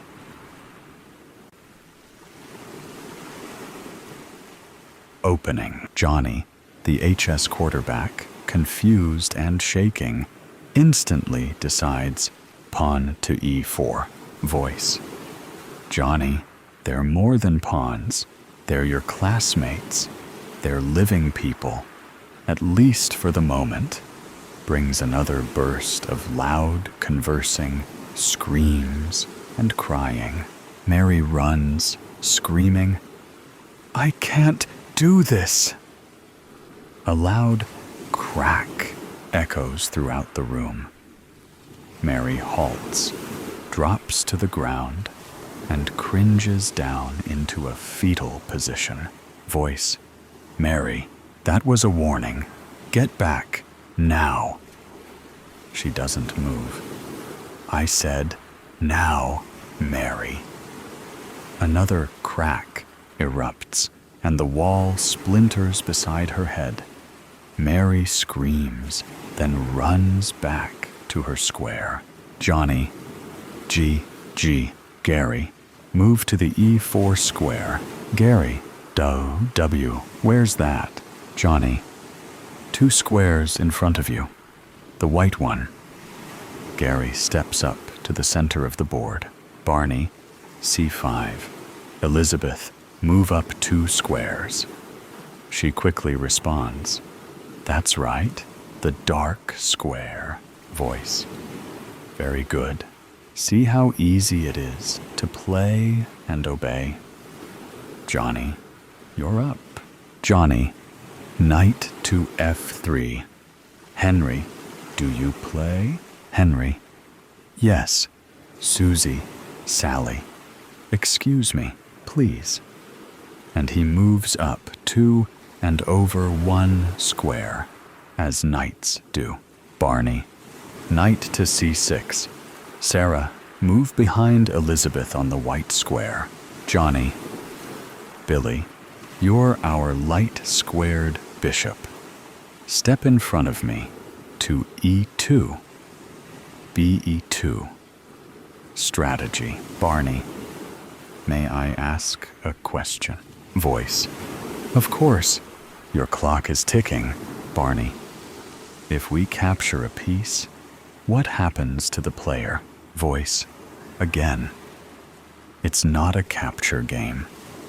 It is a game of life and death. Barney. The person dies? Voice. I think you know the answer. Black King Barney. Barney. What happens if there is a checkmate without any captures? Voice. The winning team walks away. The losing team, well, they don't. Barney. Can we huddle? Voice. 2 heads are better than 1. Barney. Everyone who plays chess, raise your hand. The black team's bishops, Tamer and Samuel, the knights, Michael and Sarah, and 1 rook, Matthew raise their hands along with 3 pawns, Eve, Miriam, and Luke. Barney. Okay, let's huddle and discuss our next move. No one moves. Voice, you can converse during your move. The bishops and knights slowly and hesitantly walk over to Barney. Barney, how you doing? Tamar, tears flowing. Scared shitless, of course. The others nod in agreement. Barney, I didn't want to talk about the move. I know the best move with Johnny's Sicilian defense. I want to discuss strategy. If we capture a person, Samuel, they will be shot. Sarah, who is this psychopath? Luke, his voice is masked and he knows us. Michael, a teacher? Barney, I think so, but our absence must have the FBI involved. So, if we can draw out the game with no captures, Tamar, kill. This sick will murder them. Barney, right, so let's make moves to prolong the game. Sarah, sounds like a good plan. The others nod in agreement. Barney, okay, good. Michael, let's play D6. It's a good counter to the Sicilian, and no chance for a kill. Barney, my thought as well. The teens shake in agreement. Billy Joe, Johnny is my boyfriend and aggressive in football and chess. He's good and will go for the win. Sarah, no, he won't. Billy Joe, what makes you think that? Sarah, you're on our side. You die if he wins. The players return to their positions. Barney, D6. Miriam, move up 1 step. W23.55.09. B23, 50.03. Johnny, Rose, you're our king's knight. Move in front of Jill. Barney, knight to F6 for you, Michael. Michael, got it. Samuel, you're moving so fast. Barney, it's just the opening. We can slow down during the mid-game. That's expected. Bishop Samuel, okay, that makes sense. He may get mad if look to be stalling. Johnny, let's castle. Jill, move beside me, and I'll move to the inside beside you. Barney, shall we fianchetto kingside? Tamar, yes, good call.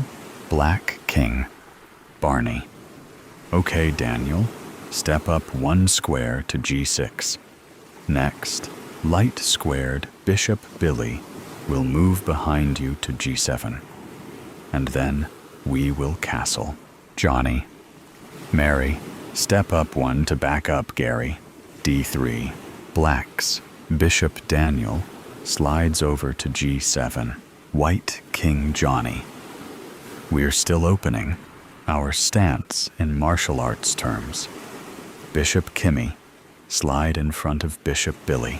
Black King Barney and Rook Matthew switch sides to castle. FBI Captain Montaigne. It has been 24 hours since 34 high school students were abducted. Dr. Gilbert's neighbors have only revealed that he had a large cargo truck that was heard leaving his residence in the early morning hours after the party, then disappeared. Agent Klein, Dr. Gilbert is a millionaire who does not need to work. He withdrew vast amounts of cash over the last few years and spent his weekends away. Where to? We are seeking to ascertain, along with tracing the video feed. We see the students are all alive except one. Live chess has gone viral. We are hesitant to shut it down as he may retaliate against the kids. Officer Dave. Yes, he shot one, and Celia is missing. Agent Klein. Perhaps not. Video analysis seems to indicate a scam, a fake death, like in the movies. He has a degree in mathematics and is a psychologist. Officer Gentry. A sick one. He is tormenting them. Agent Klein. Chess has 32 pieces, 16 per side. If you promote a pawn to the other side, you get a piece of your choice. Celia may be in waiting as the extra queen if one side promotes a pawn. Agent. Obviously, our best is to track his video feed. He is bouncing off dark web torrent sites worldwide. He is good. Our cybercrime unit is on it. We will keep you updated. Captain Montaigne. We will continue our local search for sites able to house a 50 by 50 foot room and use infrared heat sensing, although they may be underground. What's new with the West search progress, Kelly? Mid-game, Johnny. Okay, now we're in the mid-game, and we're at an advantage to strike in the middle. But I don't want anyone else to die, so let's just make a non-confrontational move. Queen Esther. Barney and I are dating. He is brilliant, uses his mind, and despises violence. We should just hop around. I can step over one and back up Bishop Kimmy. Rose. That looks aggressive, forcing a dark bishop trade, but we don't have to go through with it. Johnny. Perfect. Queen Esther. Step over to QC1. Barney. Let's huddle. Okay, my friends. It looks as they want to force a bishop trade and end up with their Q in front of me. Billy Joe. Don't take any chances with Johnny. He will save himself first. He will pick his team and friends over me. Barney. Okay, we can avoid a trade. Matthew. How? Barney. Rook Matthew. Step to the side. One for rook to e8. King Johnny. Good move by them. They don't want a trade or fight. The clock reads W23 Uzo Bier Suinti. Voice. Break time. A wall opens, revealing a large table with a feast of food and drinks. The bathroom doors pop open. One is labeled guys and the other gals. Break time. The young women gather. Johnny runs to Billy Joe, and they hug, as do other couples. Billy Joe. Oh, Johnny, I'm so scared. Johnny. We all are, Billy Joe. We all are. Barney. I'm famished. He and Esther walk to the snack table. Esther. I need to pee. Be right back. The Black King walks up to the Black King. Johnny greets him with, What's up, nerd? Barney. We need to work together and figure this out. Johnny. Sorry. Yeah, you're right. What do you have in mind? He takes the last bite of a hot dog. Barney. If we make a capture, the person dies. Johnny. Right. So, we need to move around, keep the game going. Barney. That's logical, but I'm sure he thought of that. Johnny. All we can do is try. Barney, perhaps the cops will find us. Johnny, the FBI is hunting for us. Barney, right. So let us keep the game going till time runs out. Johnny, okay. We need not to let any side run out their clock. Esther, how do we do that? Billy Joe, make our moves on 10-minute intervals. Johnny, perfect. Barney, that's 6 moves per hour times 24 hours, which comes out to 120 moves each. Esther, let's make them 15 minutes. Barney, I agree. That way we maximize the game length. Esther, watch the clock and pray the FBI finds us. Upstairs, Dr. Gilbert smiles. Breaks over. Back to your positions. King Johnny, your move. Johnny. Hey, Barney. Barney. Yeah, Johnny. I'm really sorry. And I know I can speak for my football team. I'm truly sorry for all the nerd harassment we've given you and your friends over the years. Barney. Ah, heck. Water under the bridge, Johnny. Let's just get through this and let bygones be bygones.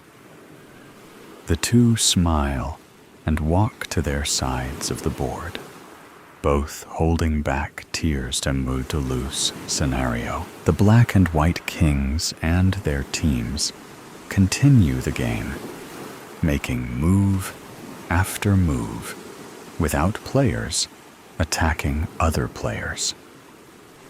After the 90th move, and with only a few hours left, Dr. Gilbert, whose name was still unknown to the students and video stream audience, finally spoke. Voice.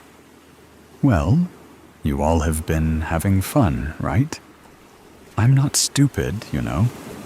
I have been building and planning this game for years. Do you all realize that if this game ends in a draw or stalemate, in other words, when the clock runs out and no kills have been made, do you realize both teams lose? Do you understand what happens to the losers? Barney, no one goes home? Voice, correct. Johnny, what happens if one person is sacrificed? Voice, the team losing the piece loses. If there's a recapture, piece value decides. Break time, it's pizza. W014506, VOL.6. The exhausted teens had stopped crying many long hours ago. Their mood devolved into hopelessness. Most feel numb. Their conversation was replaced with inward personal reflection. Life before this horrid weekend. Football game fun and laughs.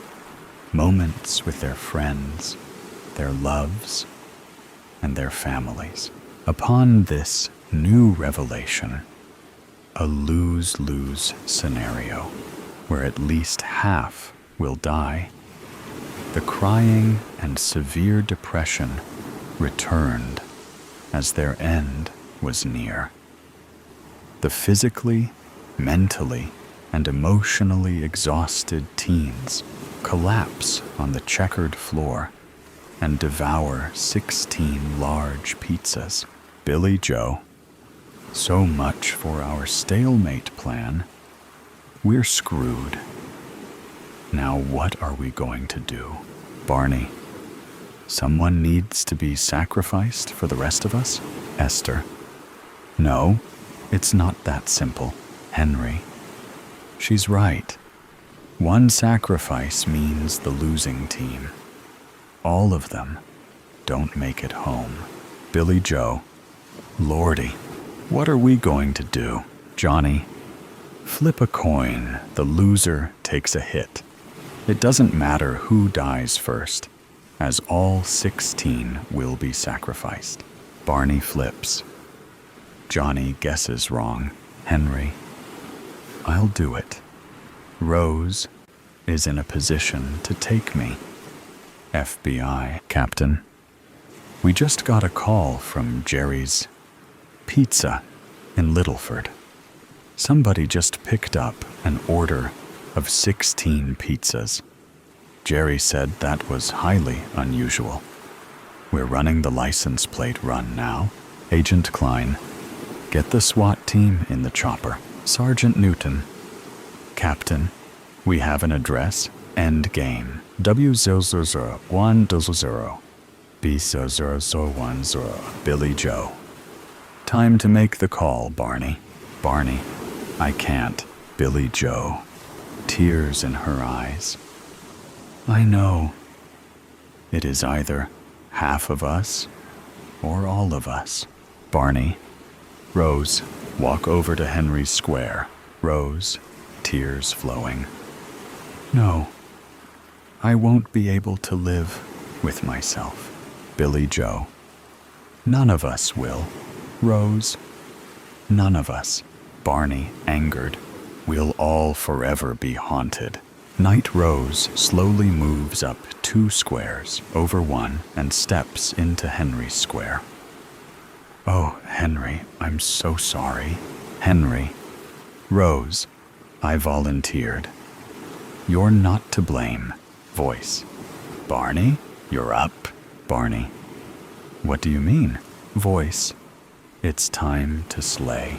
Barney. So, go ahead. Live with your cruelty. Voice. Oh, not I, your kingship. Barney. What do you mean? Voice. You as king chose. You as king follow through. Barney. I will not murder. Voice. You may have Rose perform the deed. Barney. I will not. Voice. Do you choose a draw? Barney. Help. Everyone. What do I do? Voice. Tick, tick, tick. Barney. Let's vote. A team vote. Voice. Ah, a king chooses democracy. How noble. Barney. Those in favor of a draw walk to the other team. Those who want me to murder Henry and everyone on their side dies. Remain here.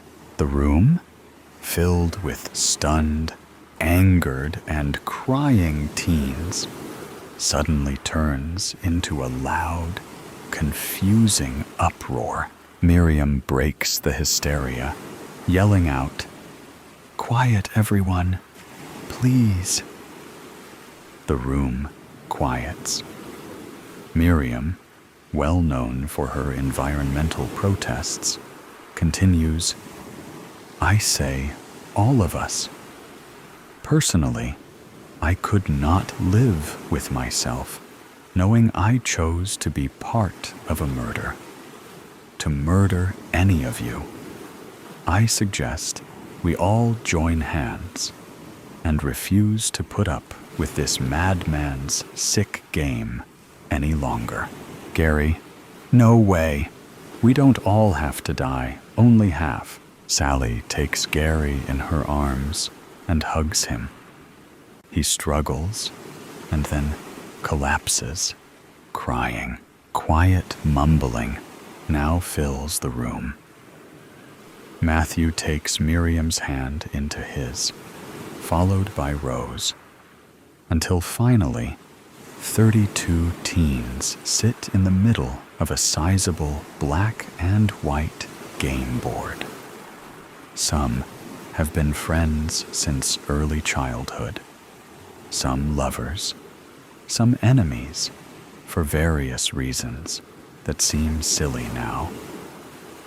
32 colored teens, white, yellow, red, black, and brown, sit quietly, looking around at their peers' multi-ethnic faces. They are emotionally spent, feeling their common humanity and finding comfort in each other. Dr. Gilbert sits upstairs, smiling. Millions worldwide are fixed on their screens, devices streaming live chess, awaiting the endgame finale. Breaking news: 34 students who recently went missing were found this morning after millions worldwide watched in horror.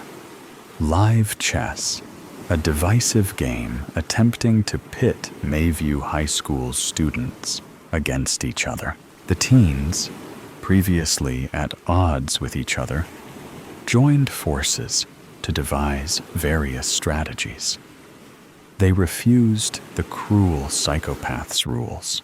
Dr. Gilbert conducted what he termed a psychological experiment, and a success beyond his pre-game hypothesis of teen behavior. He remains at large. All the students were found alive. 1 year later, 32 students awake in a dark room.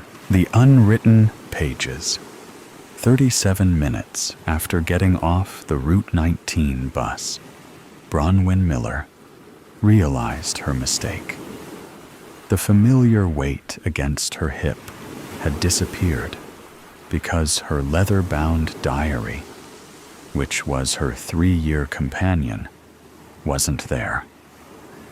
Her fingers instinctively searched for the familiar worn cover, but discovered just the empty pocket of her oversized cardigan. She abruptly paused on the sidewalk while whispering, "No, no, no," mentally retracing her steps. The last places she visited before reaching the current sidewalk included the coffee shop and the bus stop, followed by the bus ride. She remembered having her diary at the bus stop with her, where she wrote during every wait because it had become her routine. The diary wasn't just any journal. The diary held all her unfiltered thoughts and secrets for 3 years, which she never expressed out loud. This was Bronwyn in her true form, without her deliberate public image. She started running back toward the bus stop, which was 6 blocks away. How likely was it for her diary to remain undisturbed on that bench in a city of 4 million? 0, as it turned out. An elderly woman sat on the bench and fed pigeons, while no leather-bound book appeared in sight. She knew that it was gone and felt a strange emptiness inside. Bronwyn reached the point of thinking the situation wasn't as terrible after 3 days passed. Someone had probably thrown it away. Bronwyn confirmed the transit authority had no records of anyone turning in her diary. Then came the notification. Bronwyn received a phone notification while she was working. A new email with the subject line, "I think this belongs to you?" A link represented the entire email, which lacked any other content.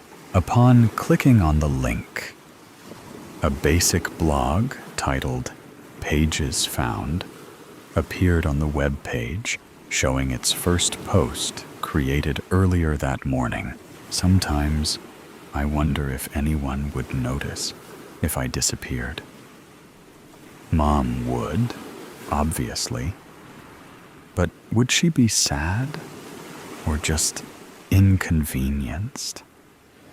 She spent so many years being disappointed in me that maybe it would be a relief. I think about disappearing a lot lately. Not dying, just vanishing.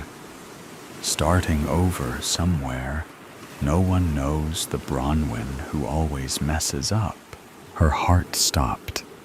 She'd written those words just last week, following her argument with her mother.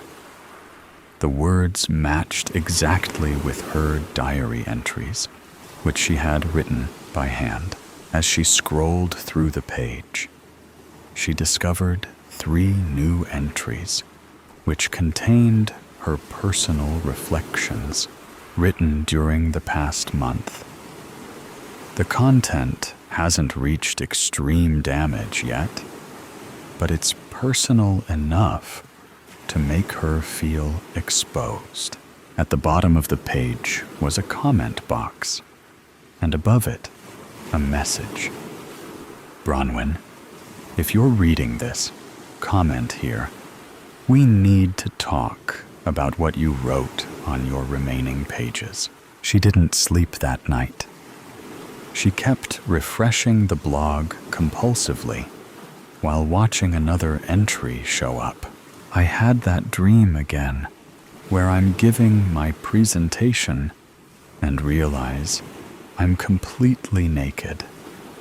Dr. Winters says it's about vulnerability, about my fear of being exposed. How ironic is that? I pay someone $200 an hour to tell me I'm afraid of people seeing who I really am. Maybe she's right, though. I've spent so much energy crafting this competent, put-together version of myself. What would happen if people saw the real mess underneath? After hours of intense deliberation, Bronwyn typed the words, "This is private. Please stop posting my words. What do you want?" The response came within minutes. "Meet me tomorrow, 3 p.m. The bus stop where you left it." Bronwyn arrived at 2:45, her hands shaking. Before going to the meeting, she instructed Martha about her location and insisted that Martha call the authorities if she failed to report back by 3:30. At exactly 3 o'clock, her phone buzzed with another link. "I see you, Bronwyn. I've been watching you for a while now, even before I found your diary. You take this bus every Tuesday and Thursday. Look to your left, at the cafe across the street." Through the cafe window, she could see a figure holding up what appeared to be her diary. Her heart raced as she stood at the curb, until a gap in the traffic opened for her to cross. Bronwyn identified the figure sitting at the window table as she walked closer. "Eliza," she said in disbelief. Bronwyn's quiet marketing co-worker, Eliza Chen, sat down reading Bronwyn's diary. "Why?"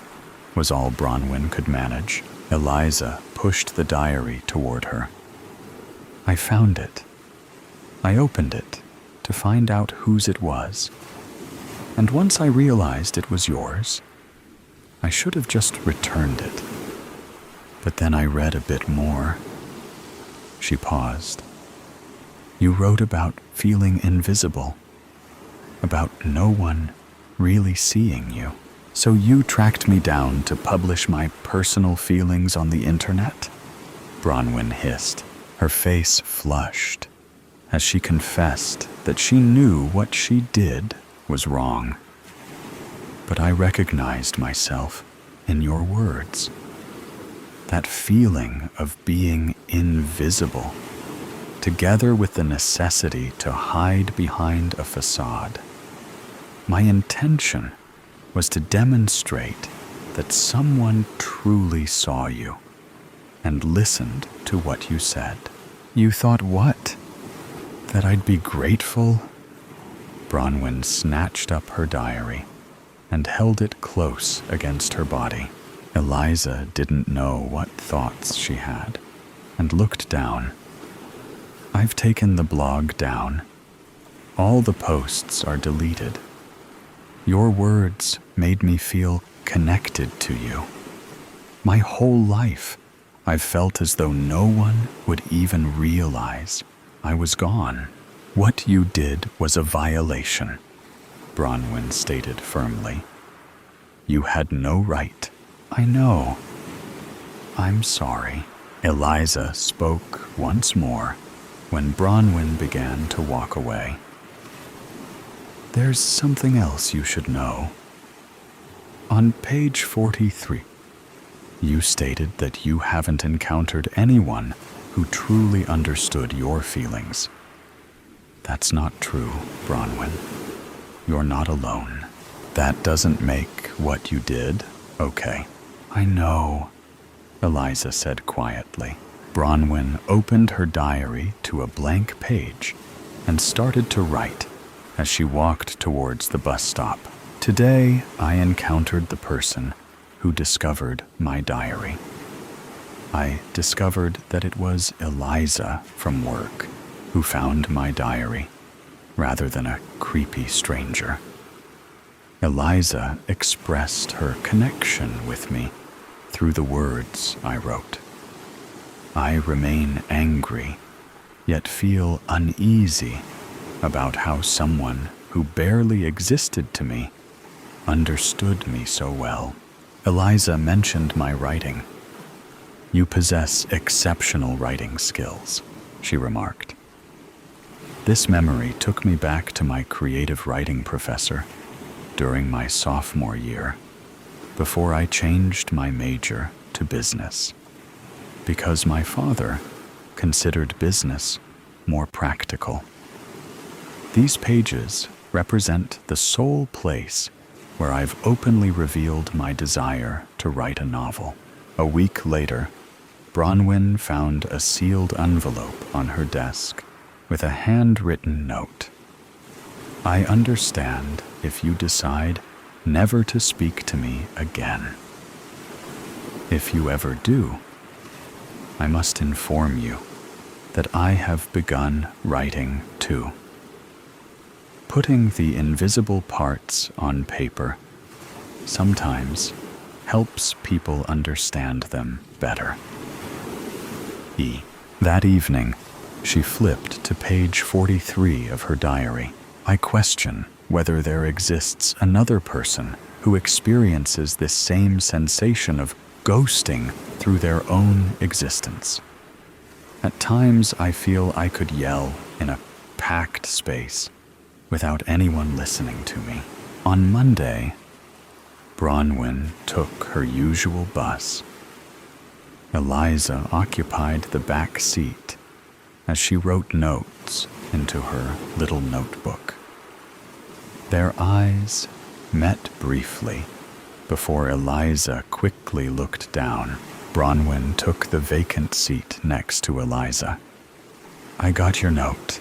I was sincere when I apologized, Eliza answered, with a voice so faint it was nearly inaudible. What are you writing? Bronwyn asked. Just thoughts. Nothing as eloquent as your words.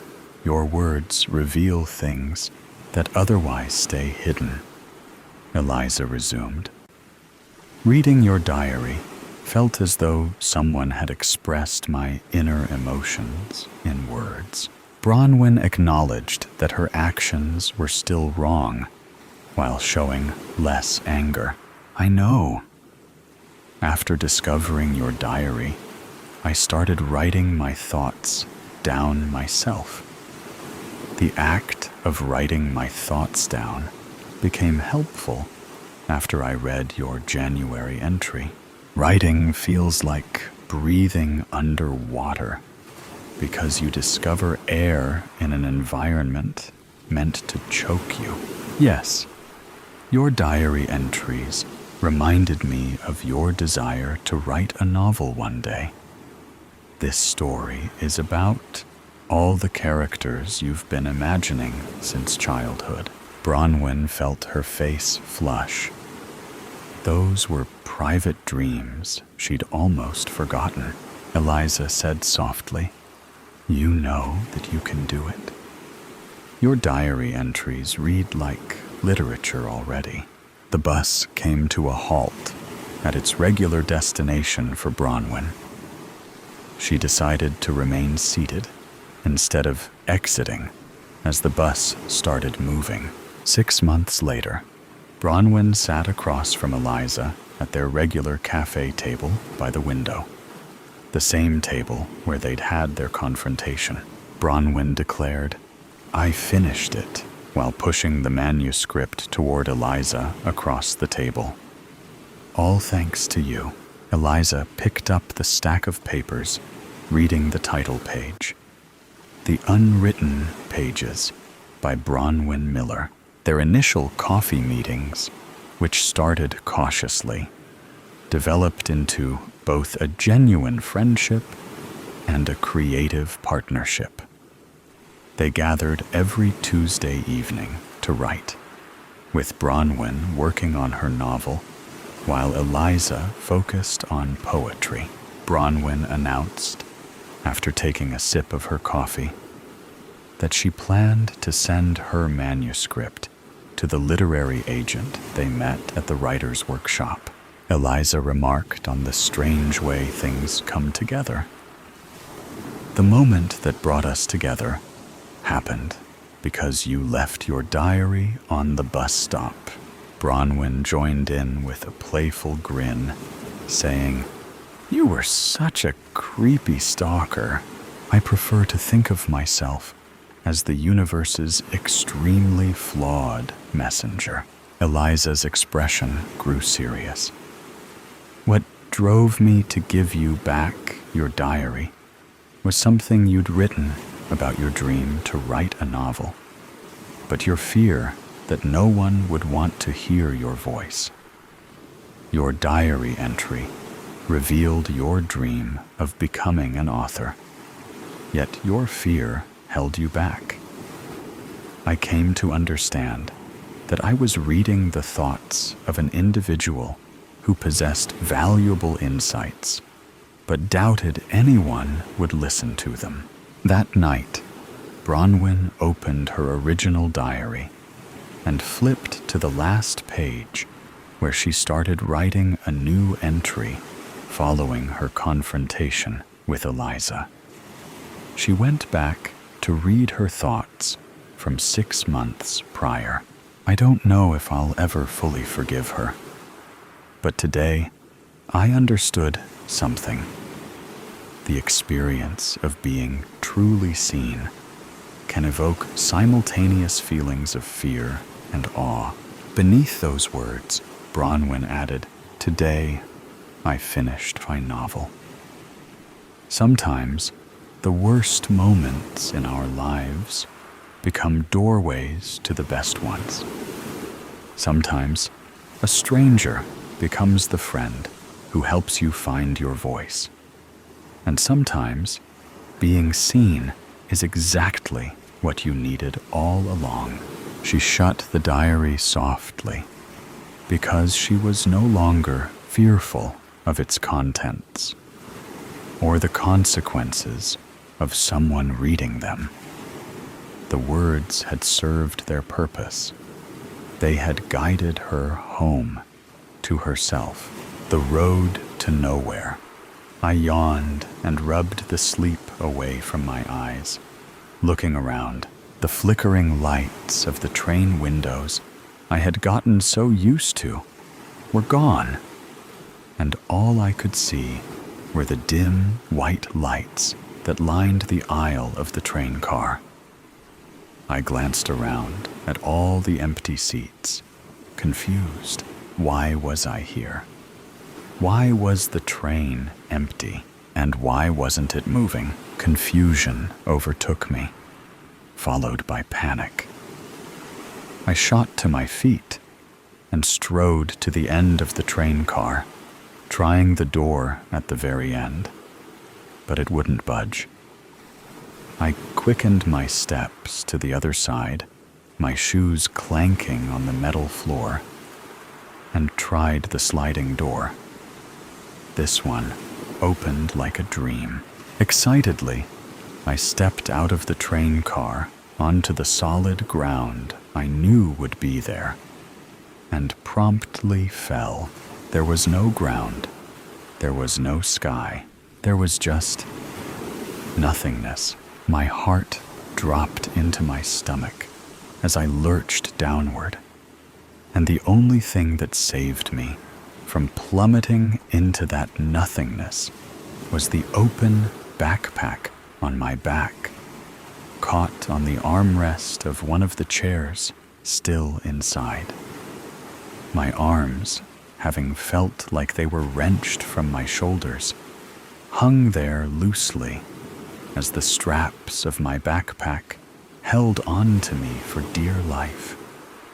My breath caught in my throat, and my mind raced as I stared out at the blackness before me. How do I get up?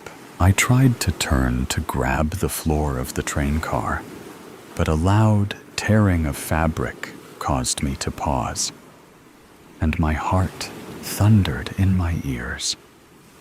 I waited, my arms refusing to move out of fear. But in one fell swoop, I launched my hands up behind me and hoisted myself back onto the floor of the train car, just as my backpack completely tore open. Panting heavily, back in the safety of the train car, I ripped my backpack off my shoulders and inspected the damage. The top was completely torn, but I didn't care. That stupid backpack saved my life. I threw it back on and stood up, staring out at the blackness before me, holding on to the armrest of a chair, just for insurance. There was literally nothing. No one. The silence was so suffocating, I almost wished to hear my heart pounding in my ears again. "Hello?" I called as loud as I could into the void, but there wasn't even an echo, just silence. Suddenly, as if compelled by some outside force, the train car lurched forward. I nearly tumbled into the void again, the only thing that saved me being that armrest I was holding. "What was that? Who's doing that?" I called, but once again, no answer. The train car chugged along slowly, almost at a snail's pace, but I figured that was better than nothing. I closed the sliding door, sick of my inability to stay firmly in the train, and walked carefully to a seat, plopping down into it. What was I doing before I got on the train? I didn't remember. Who was I? I didn't remember. It felt like I'd been created from air and dropped onto this God-forsaken train, surrounded by this God-forsaken nothing. I took the poor, shredded backpack off my shoulders again and searched through it this time, but all I found were some loose-leaf blank sheets of notebook paper. A student, maybe? If I was stupidly disorganized. I desperately tried to search my brain for any clues related to school. Maybe the name of a school I went to, the names of past teachers, the faces of fellow students and friends. I came up with nothing. No matter how much I tried to scour my memories, one unchangeable fact remained. I was stuck on a train car in the middle of the void, heading to nowhere. All I could do was wait, so that's what I did. I waited, and I waited, and waited. I kept myself occupied with my thoughts as I stared out the window, gazing into the darkness. I don't know how much time passed. I had nothing to gauge my bearings on. No watch, no ticking clock, nothing. The dim lights from the train ceiling flickered for a moment, and then went out with a quiet click. And at the same time, the train came to an abrupt halt. I looked away from the window and shot to my feet, wrenched away from my thoughts, and pressed myself against the train wall. I could barely see anything. The dim lights were the only light source in this never-ending blackness. "Hello?" I called out, but my voice broke in my nervousness. There was a small beep, like something about to be announced over an intercom.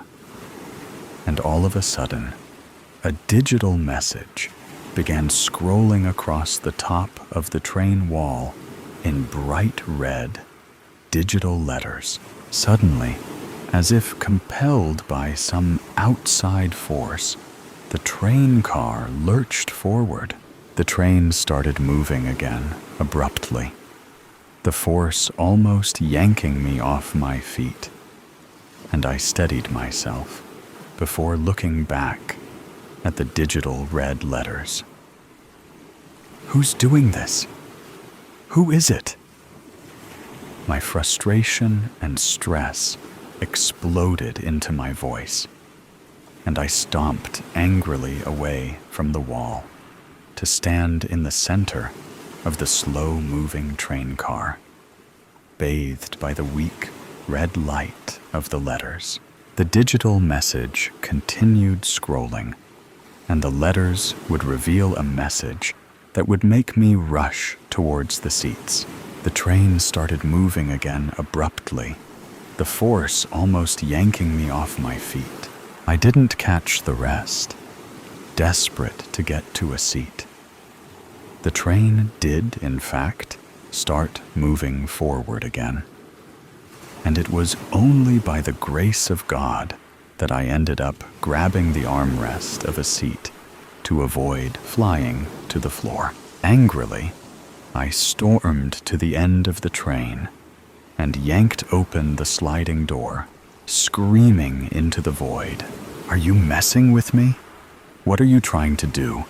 Why am I here?" I glanced back at the red letters on a whim and saw the following message. The silence was so suffocating, I almost wished to hear my heart pounding in my ears again. Nothing.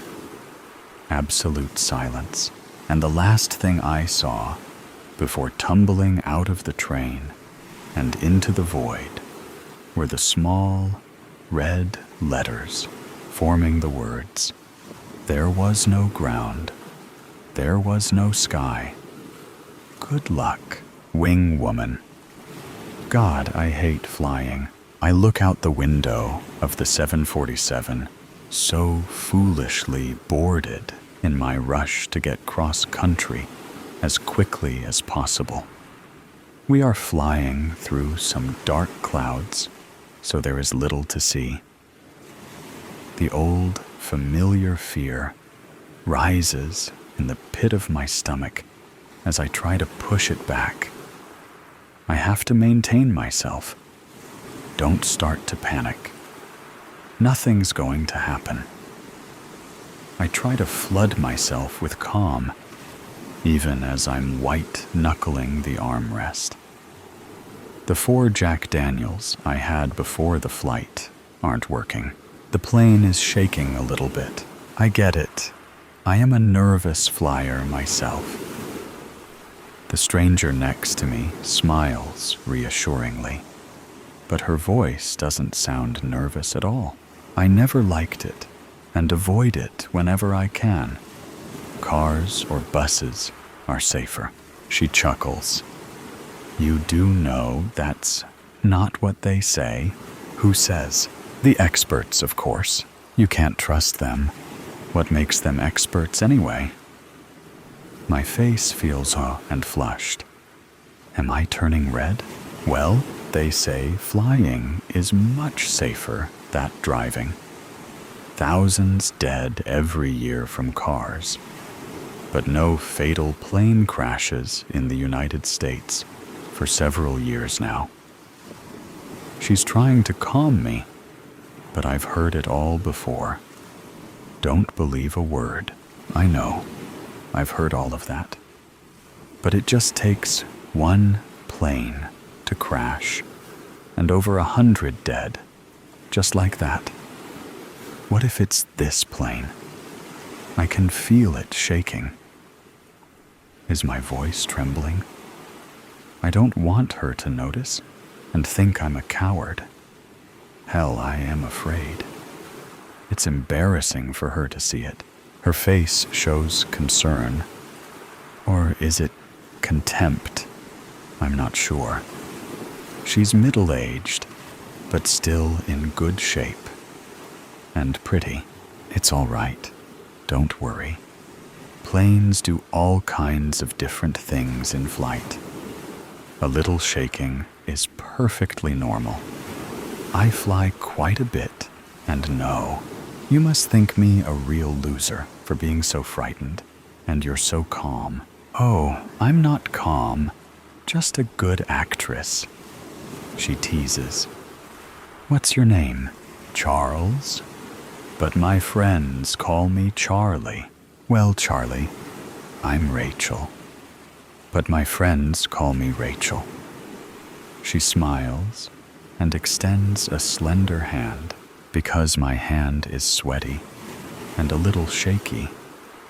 I hesitate momentarily to return her handshake, but overcome my reluctance. She doesn't seem to notice or care about the condition of my hand. Where are you headed? I ask. To Dallas. I have a job in marketing, so I do a fair amount of traveling, but I still understand the nervousness. Never feel quite calm till the plane touches down and stops moving. I can't tell you are nervous at all. Like I said, Charlie, I'm good at acting the part of a calm, cool, and in-control flyer. Perfected the part, you might say. How about you? Where you headed? Family crisis. My mom is in bad shape, and I have to head to a small town about 100 miles outside of Dallas and get there quickly. Otherwise, I'd never be on this death trap.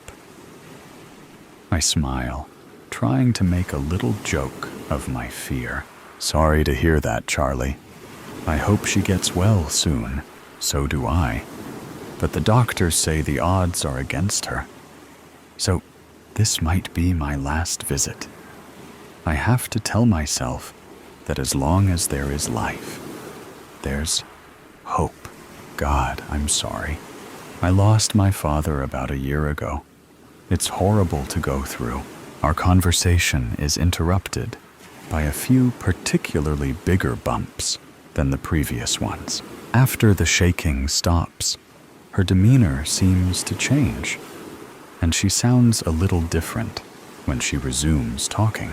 Charlie, I feel bad for you. Not only are you having to deal with your mom's illness, but then you have to brave this shaky flight. I thought you said a little shaking was normal. Well, a little shaking at times is normal. She gets a little closer to me and lowers her voice a bit. However, to be truthful, this flight is a little more bouncy than usual. But I'm still not that concerned yet. What happened to projecting the fearless businesswoman? My fear level is rising again. Sorry. I guess I just feel more comfortable with you. I usually sit next to people who are totally fearless. They will hide stoically through the bumpiest of flights, showing no emotion, while I am churning inside, but still projecting my calm exterior. But with you, I can be real. It's liberating.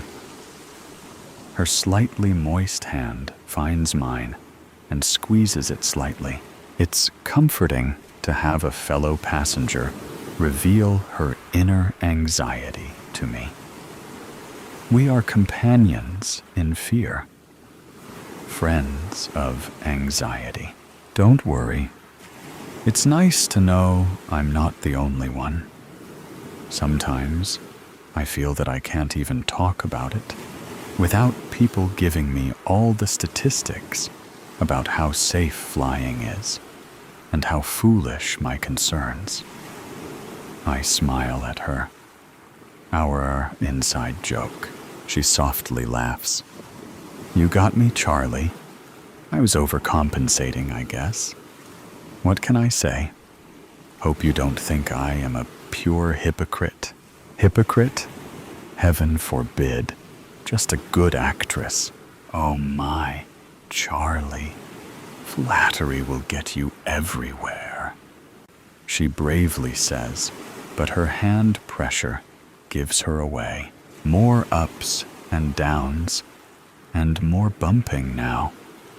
Worse than anything before it. Quickly, the fasten seat belt's lamp comes on, and the captain's voice comes over the loudspeaker, telling us we are experiencing a little unexpected turbulence, but there is nothing to worry about. Talk about acting. Do these guys train in how to project a confident and reassuring voice? Or what? I'm not believing him at all. There's got to be something wrong. Otherwise, why the seatbelt light and message from the captain? Why the ever-increasing bumping? The engines don't sound right at all. This isn't how engines should sound. Are they cutting out? Losing power? Are we losing altitude? I look over at Rachel. There is fear in her face now. Our sweaty hands are in a death grip. I'm so glad she's here with me. The portrait of silence. Clara was 35 when she inherited the crumbling countryside estate of Château des Ombres, a legacy from a great aunt she barely remembered.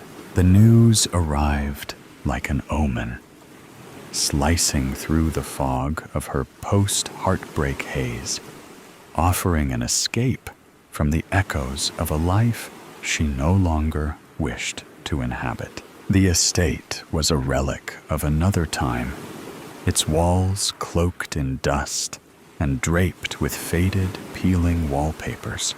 But amid the fading grandeur, one thing stood out. A painting in the dining room, unnervingly lifelike, depicting a woman in 17th century attire. A woman who looked eerily like Clara herself. Dark eyes, too knowing. A face both foreign and familiar. She reached out without thinking, tracing her fingers over the delicate oil strokes. A chill seeped into her skin. She had never been the type to have doppelgangers or be mistaken for someone else. Yet, as she stared at the unsettling realism of the portrait, she wondered, Was her face simply ordinary or disturbingly unique? At first, she dismissed the unease. She attributed the odd sensations, the dizziness, the light-headed drift she felt in the dining room, to exhaustion or stress. The house was ancient, creaking with history, and her rational mind clung to explanations. But as weeks passed, the feeling intensified. The air in that room thickened. Her unease grew stronger every time she walked by the portrait. The painting seemed to shift when she wasn't looking. A flicker in the eyes, a whisper of movement in the curls of painted hair. And at night, as she started hearing murmurs in the darkness, indecipherable and persistent, she began to fear that she was truly losing her mind.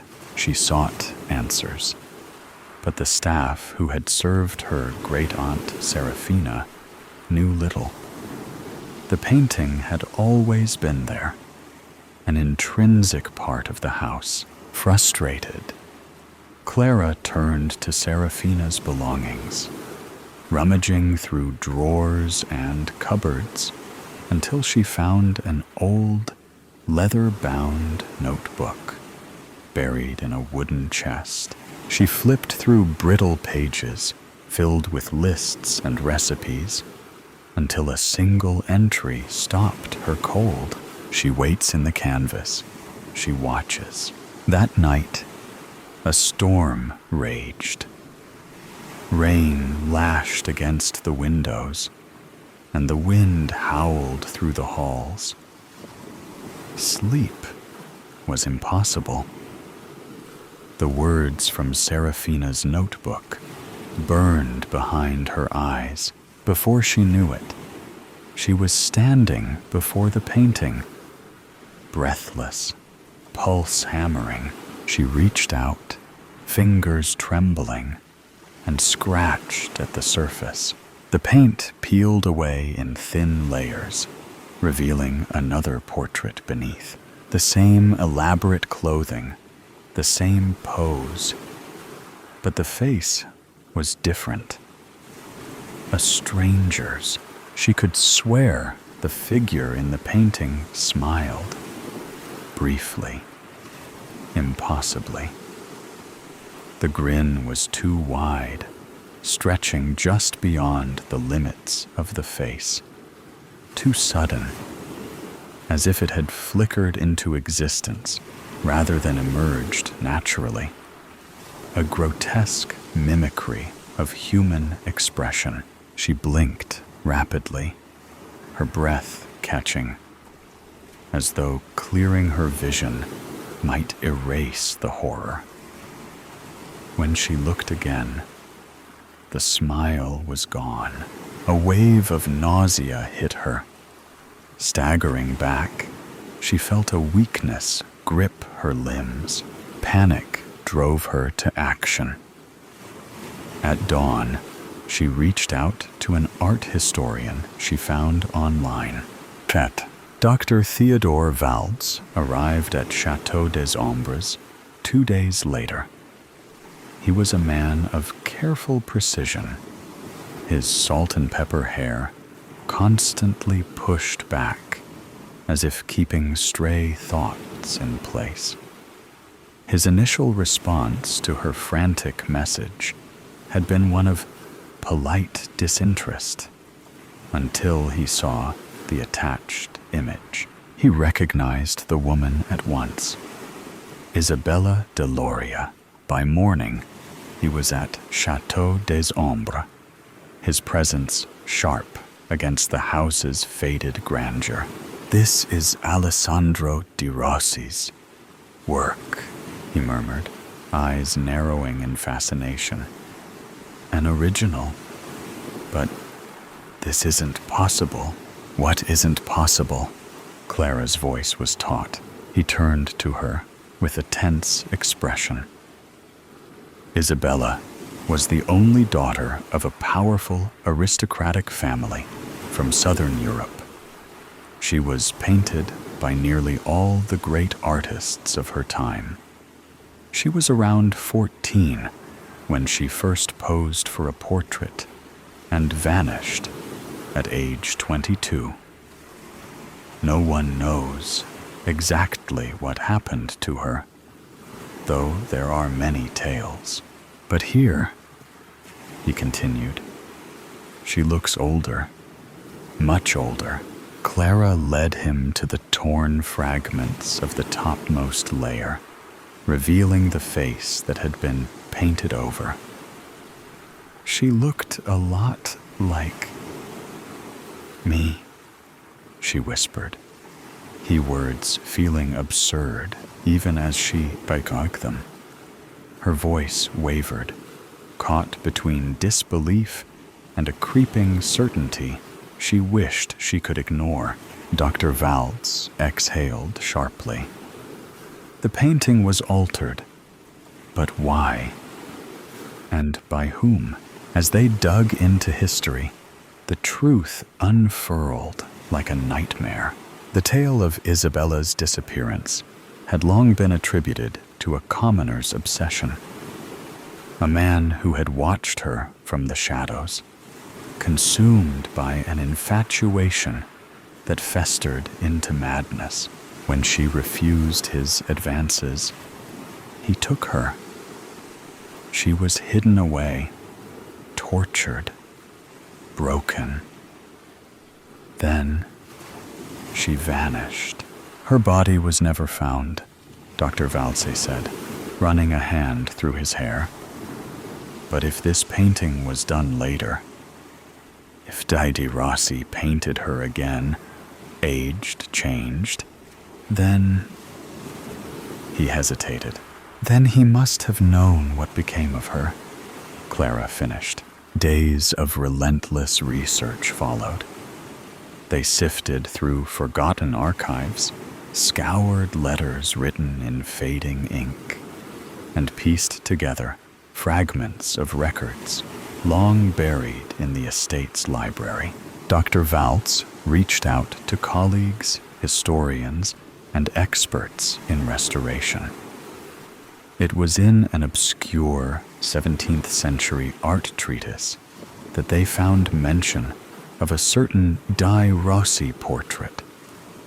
One never exhibited, one whispered about in hushed tones, rumored to hold something more than just pigment and canvas. There was never a commoner lurking in the shadows. The story had been a fabrication, a convenient myth. In truth, Didi Rossi had never been commissioned to paint Isabella. He had offered his services for free, captivated by the chance to immortalize such a remarkable face. An unusual gesture for an artist of his stature. His fascination began as artistic admiration, but soon it twisted into something else. He became obsessed, haunted by her beauty, unable to capture it to his satisfaction. When Isabella sat for him, the proximity consumed him. He had to be near her. He had to possess her. She was never seen again. Several years later, Isabella succumbed to the horrors she endured in De Rossi's grip.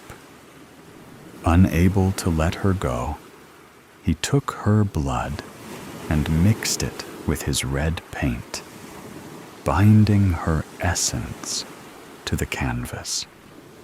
He had painted her into permanence, attempting to capture what was left of her before it faded completely.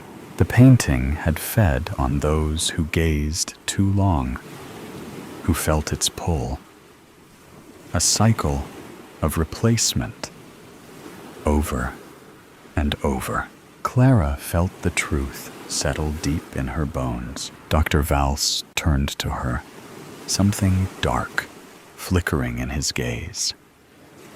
We must destroy it.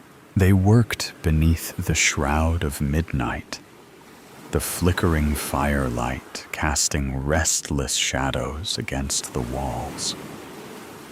The painting resisted, its surface trembling, as if something within fought desperately to hold on. Flames licked at the edges, hesitating, as if repelled. Then, with a sudden burst, the fire consumed the canvas, curling the centuries-old paint into ash. A wave of energy rippled through the room, dense, suffocating. And then, a scream, high, raw, inhuman, tore through the air, reverberating through the walls before fading into an eerie silence. Silence. A faint shimmer lingered in the air, barely perceptible, as if resisting the finality of destruction. For a fleeting moment, Clara thought she saw the embers pulse. Not with fire, but with something else she couldn't explain. The house exhaled. The weight pressing against Clara's chest lifted. When the last ember died, only ash remained. Chad, Leah and Dave arrived early at Chateau des Ombres, barely containing their excitement at finally purchasing their dream home. By the time the real estate agent arrived and began unlocking the heavy front doors, they had already taken in the surrounding land, giddy with possibility. They had heard about the disappearance of the previous owner, a woman named Clara. The house had been unoccupied since. Eagerly, they explored the dim hallways, the grand staircase, the candlelit chandeliers. Then, in the dining room, they stopped. There, above the fireplace, hung an old portrait. A woman in 17th century attire, hands folded neatly in her lap. Her eyes were dark and deep, her expression impossibly lifelike. Leah frowned, tilting her head. Something about the portrait unsettled her. Not fear, but familiarity, a strange tug in her gut, a whisper of recognition just beyond reach. That's strange. She looks a bit like... She stopped, heart hammering. How exquisite. The woman in the painting did look a lot like Leah, they both agreed, and for the briefest moment, she swore she saw the lips part, forming a sudden, unnatural smile. Behind them, the door clicked shut. So today's story has come to an end. Or perhaps it never really ended. There are mysteries still there, questions still unanswered, and sometimes things that seem to only exist in stories can creep into reality in unexpected ways. Are you sure that when you turn off the sound, everything around you will still be normal as before? Or is there something watching you? Either way, always remember that these are just stories, or at least we want to believe that they are. If you like moments of suspense, tension, and breathlessness, don't forget to follow me so you don't miss the next stories. And next time, when you come back, make sure you are ready, because what awaits you may be even scarier than you thought. See you again if you still have the courage to continue listening.